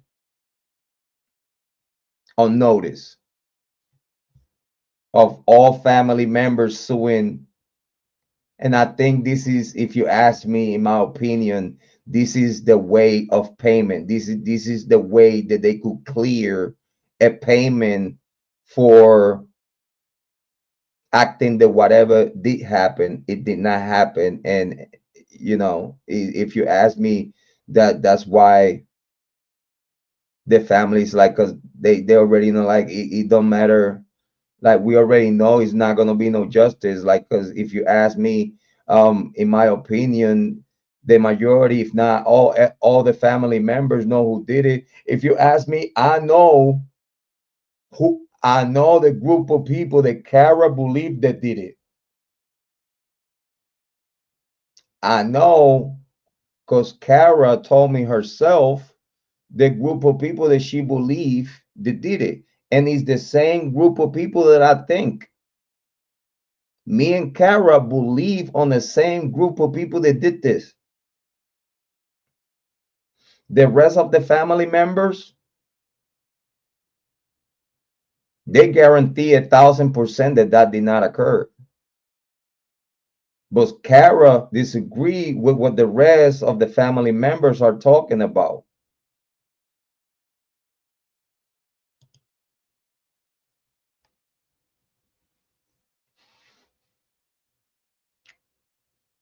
From the sheet, on no mail, not the male victim, not Bryan's.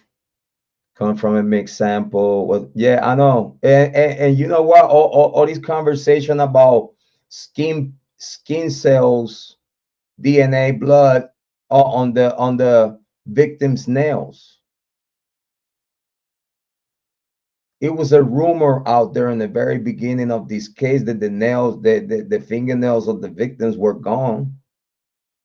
But then now we talk about victim's fingernail having DNA of a non-Bryan Kohberger.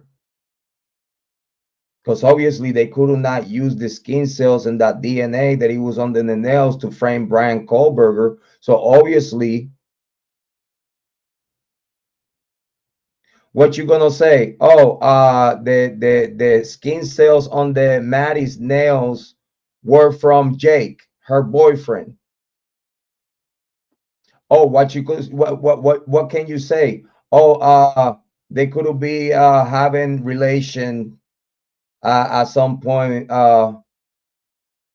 before the killing, and probably through that relation, that's why Maddie has Jake's skin cells under her fingernails. That's why you hit. That's why you hit that DNA on the Maddie's nail, because it was her boyfriend's, or a Maddie's nail of Jake and Jack, or anyone else, Why would ya not talk about that DNA on the Maddie's nails, and then allegedly Sana's nails also, and like defensive wounds, like again, oh, these people got murdered while they were sleeping, but then at the same time it's defensive wounds, so obviously they were not sleeping. It's defensive wounds, they were expecting the attack. Like, you cannot tell the truth and lie at the same time, because it's like you're not gonna confuse no one. At least people that think like me, you're not gonna confuse them at all whatsoever. So all these details that are missing, like this other DNA that obviously is consistent to the time of death, is consistent with the murder scene, is being ignored and being found irrelevant because they have microparticles of touch DNA on the sheath. There, everything is in question about that. Everything is in question about that. This is what I'm trying to tell you. For them to clear the obvious suspects, the peers and the inner circle, it had to be an investigation. You cannot just clear people. You cannot just clear people out of face value, just because they tell you, the lawyers tell you and whatnot. You can't just sit there and say like, yeah, they clear. You can't just do that. Click story, history, and all that cell phone data. The same cast report that you made for Bryan Kohberger, you were supposed to make the same cast report for all the obvious suspect and the inner circle, friends and family, haters, lovers, and everyone. Everyone needed to have a cast cell phone data. Everyone needed to have a DNA taken. Everybody needed a full investigation way before you even got to Bryan Kohberger. Because if you clearing these people, you have to have the proof. You have everything, all the bases covered, and you clear these people because you know for a fact that you did the work to clear them. Is no way, no how that these people could have done this based on the work that you did. Then and only then you could move on to any alter suspects, because you clear all the data T's and all the T's and dotted I's, like you cross everything overboard. You cannot just sit there in court sending requesting for warrants and doing all this other devious shit, when for you to do that, you have to make sure that you have done something about this case, that you have cleared the very bottom of the pyramid to get to the top.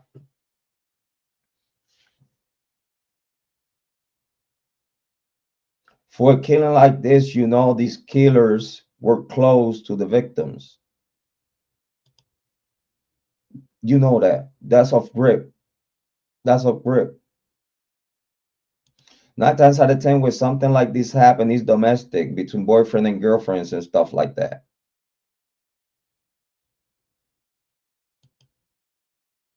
A bunch of students, let's say if it wasn't the boyfriend, if it wasn't the boyfriends and their friends, then now we're talking about it was hate coming out of students for those four young adults. But either or, if you ask me, I cannot get without an investigation, I cannot get the boyfriends and their friends out of the equation when I know the Moscow PD and FBI did not investigate this case properly. And that's based on public information. That's based on my opinion out of their paperwork and everything they have done. My opinion is based on what they have done, and that's undeniable. They literally clear people before any forensics test. And yeah, that's my whole point. How can you clear people when the basics of an investigation has not been covered? Protocol, proper procedures, due process, everything by the book. This is how you could tell this investigation was sloppy, not care. If you ask me, they did not care about the dead.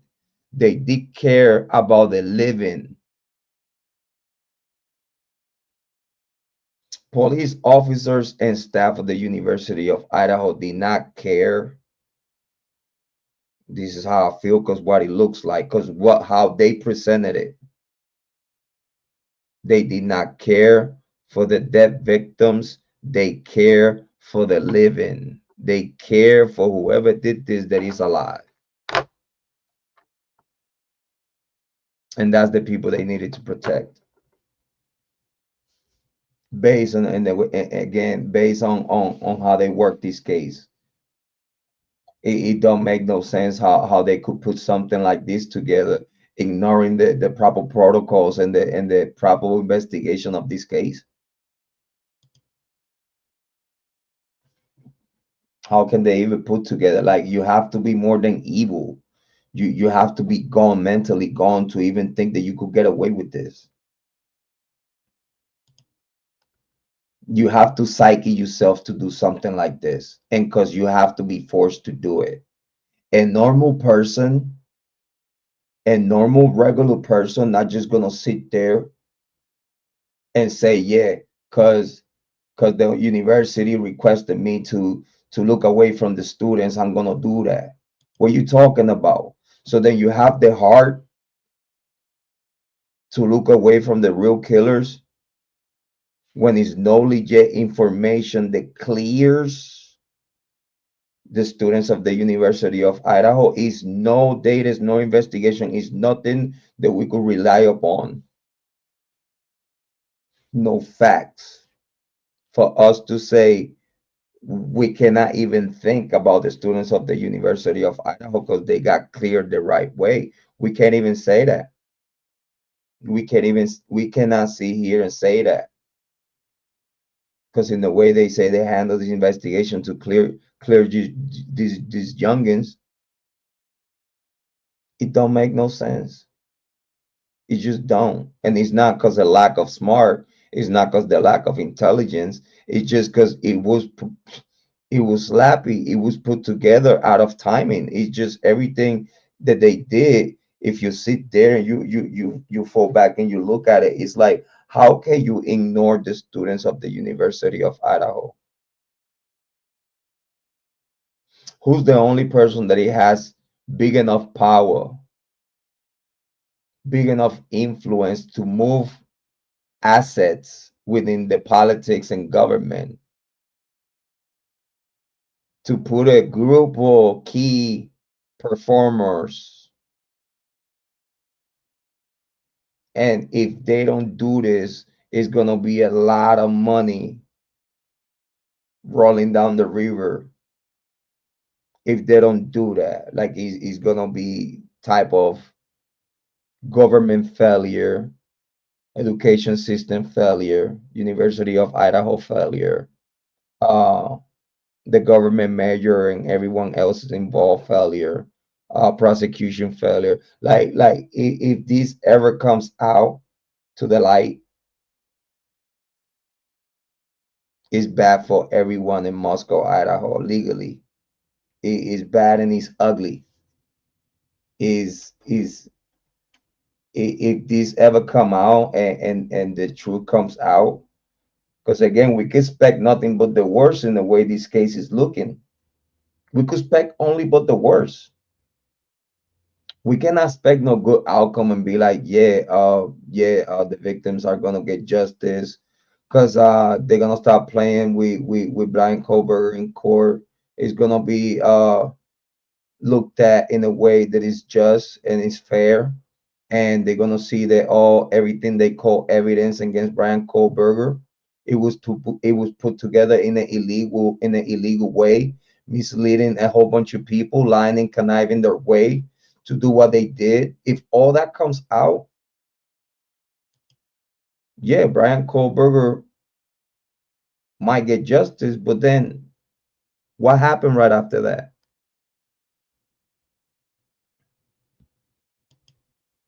If they have worked this case in the way they have worked it up to this day today, is no way that they're gonna undo the wrong. In my opinion, is no way that the state will actually get the killers.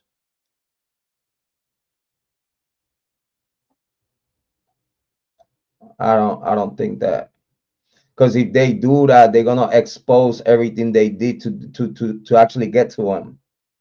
Like if you get to them later on, it has to be a whole other group of people, and for that to happen, it's gonna take long time for that to even happen. The same people like Payne, Mari, the same FBI detective that got involved, and like the people that put this case together, they are not getting nowhere. Like they went for Bryan Kohberger. If that don't work, they might give it to someone else to investigate it. But I still don't believe, or they might try to, but if he's proven in court that all this is malicious, it was malicious against Bryan Kohberger, the state will not be able to ever go against Bryan Kohberger ever again. If he's proven in court, if he's proven in court that everything they did in the Bryan Kohberger case, it was malicious to try to convict them and whatnot, and bring an innocent man to court to go through this and da da da da da da. If you ask me, they will never be able to go back and try to arrest Bryan Kohberger again. Or they won't be able to ever try Bryan Kohberger for this case. If he get dismissed and at some point, or he get exonerated, what I mean? Let's say in this case, if he ever found guilty and whatnot, and we do process and appeals, he ever been found guilty, and the way they got to the guilt, it was cut through dirty work and all these other stuff. Again, it's gonna take years to get to that. They will never be able to go back and try Bryan Kohberger. And then my question, yeah, double jeopardy. Thank you to now. And then it's like, what you gonna do after that? If you're gonna get a special task force again with the FBI and different agents and going over what so now the state try this, and because the state misbehavior and whatnot, then now the FBI is gonna try to take over the case and then actually try to get to the killers, because it's actually now the FBI going back to all the evidence that they didn't look at, the DNA that it was there, they could not be compared with Bryan Kohberger and whatnot. It was definitely someone else within the house around the time of death, and all these that obviously while he was committing the crime got hurt. Is that will ever happen? What you think? I don't think so. Because if that ever happened, that's gonna open the Pandora box, and then the reasons of why those DNAs were ignored. Then when they confirmed that those DNAs, it was the same people that we were talked about, then the same people that we've been talking about for years, then get arrested after long years and then try for whatever they did years ago, but they had the chance to make kids, live their life, and do all these other stuff, live their family position, and they got to live their life by the time, if ever, they get any consequences about this case. It's gonna be a lot of people that he was involved with the case that he probably is gonna be already dead and gone. They won't be able to get consequences out of that. Probably they're gonna give some kind of excuse to the officers to not get no repercussions so from their dirty deeds in this case and whatnot. Like, it's a scenario that is very ugly for the future, and I don't see a positive end in sight in this case. I really don't. The state will have to prove me wrong if they stop playing with Bryan Kohberger, or let's say the court stop playing with Bryan Kohberger, realize the prosecution is fishy, the judge doing something to put a situation in court that will actually legitimize the misconduct of the prosecution and the investigative body, and get to a conclusion and a ruling. Again, I still hope that before trial, it will be something done to even vacate the trial date. If something happened, they will vacate the trial date. That'll give me the signal that the court is going to reverse the wrongdoing. If you ask me and pay attention, if the trial date gets vacated, that'll mean the court has looked into enough for them to vacate and then go to other type of hearings to then get to either confirm a future trial date or confirm the dismissal of this case due to the not just the lack of evidence but the misbehavior and malicious prosecution. If that get brought out to the attention of the court and the judge get to actually see what's going on, I believe the court has the power to undo whatever is being wrong at this day to day. And again, that just giving the court the benefit of the doubt. That's because again, we already know the judge give a conversation, had a conversation with Ashley Jennings, and he gave the look like he understand that something is not right. And that was my take about it. The judge understand that there is a reason why they went the route they went to get Kohberger, which it doesn't look very good. But again, due to that, it's like no case law or whatnot, that it will make that procedure look bad. You know what I mean? Again, it's a novel case. They will create case law.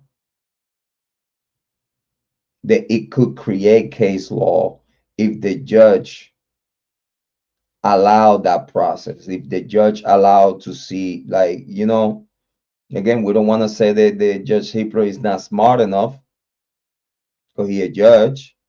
Obviously went through college and all the steps to be a judge. Got voted in and everything by the community.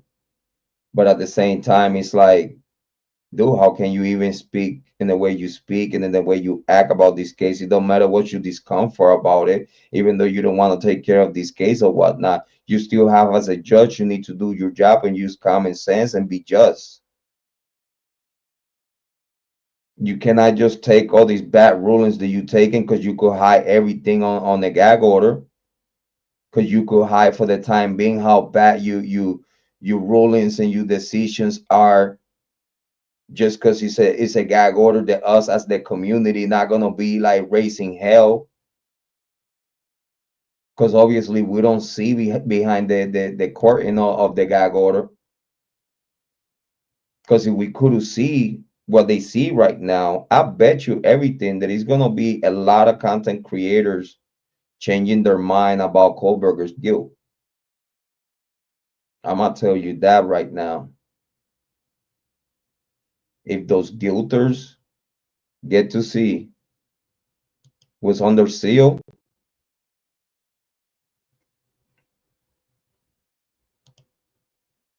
they will change their mind. But I appreciate everyone. Listen, we didn't even have to listen to Peter Tragus and whatnot. I think today we have a good live stream, having everyone putting thoughts together. We give a grand revealing with the information that we have brought today. I appreciate everyone that he came by to say hi and have your opinion and bring the conversation to a higher level in the chat. I really do appreciate you. Big shout out to Rock Shock. Big shout out to Amy Conway. Big shout out to Danelle Ray. Big shout out to Heather Fitzgerald. I appreciate you so much. Big shout out to Manny Mo. Thank you so much. Thank you for being here. Ray, so much. Appreciate it.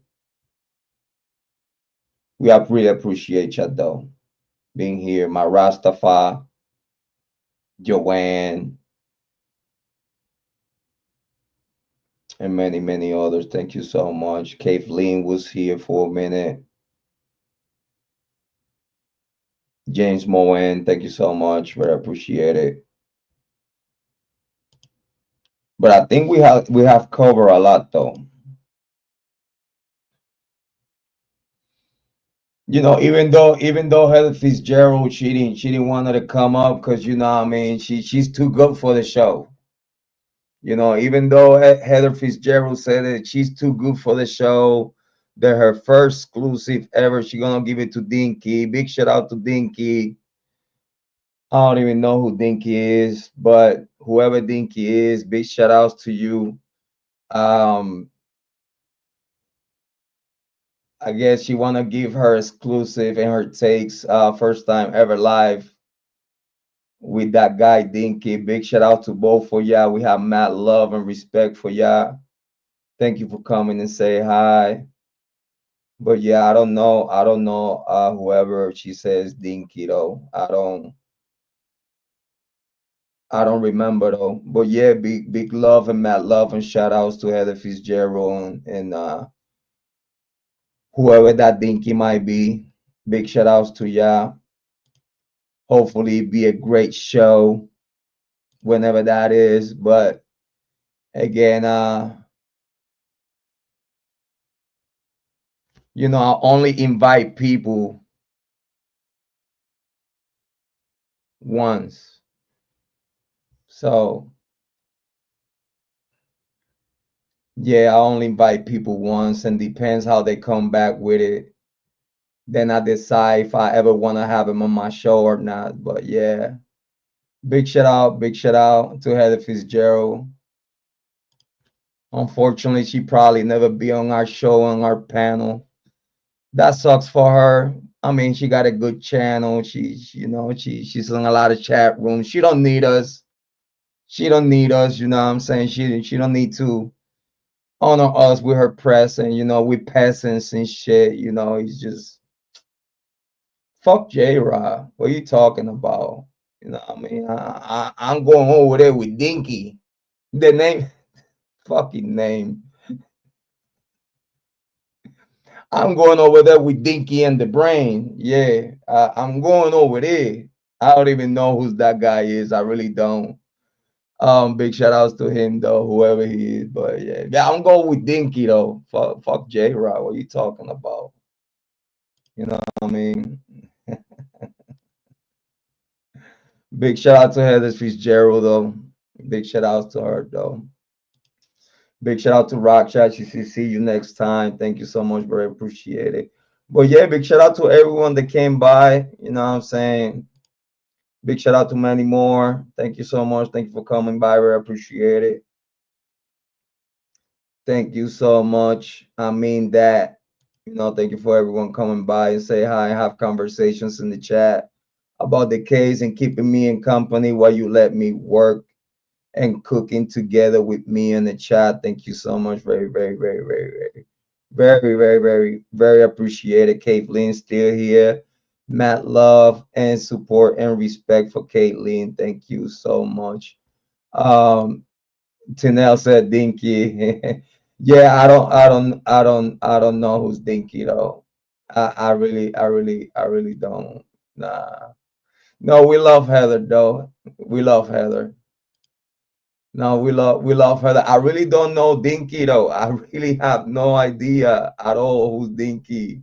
Even the name sound funny to me though. Oh my God, that's crazy. No, I really don't know the guy. I mean, if he's a guy, I don't know if a girl could ever be called Dinky. But no, we have mad love and respect for Heather Fitzgerald and the love that she put together. We always could appreciate her some Heather Fitzgerald on the chat. She's very nice and kind, and she's a good people though. We really love, respect Heather and everything that she does for the true crime community and for the Idaho 4 and Bryan Kohberger case. We got nothing but love and respect. Big shout outs to her though. But yeah, man, I think we could leave it here. We didn't even have to listen to Peter. If you want to listen to Peter, you could always go to his channel and take a look at the great work that he's putting together though. Big shout outs to him. If you found some good information coming out of the work that we do here, if you like in the way we work, you know what I'm saying? Make sure you send some love to the Cash App. That is always very appreciated. Please make sure you click like, subscribe, and share the content. And as always, your favorite brother, your mother's favorite son, the black sheep, Jrod on point. Make sure that you believe in yourself because I believe in you. If I did it, you could do it too. I ain't nothing special. I believe that you're going to take the best decisions in your life for yourself and for everyone around you. Appreciate ya. Love yourself. Take care of yourself so you'll be able to love others and take care of others. Stay positive, stay smiling, fight for what you believe, and try to stay healthy as always. I love ya. I'm gonna leave ya with your favorite song. My favorite song, You So Sexy, because all of ya are so sexy. Have a great night, everyone.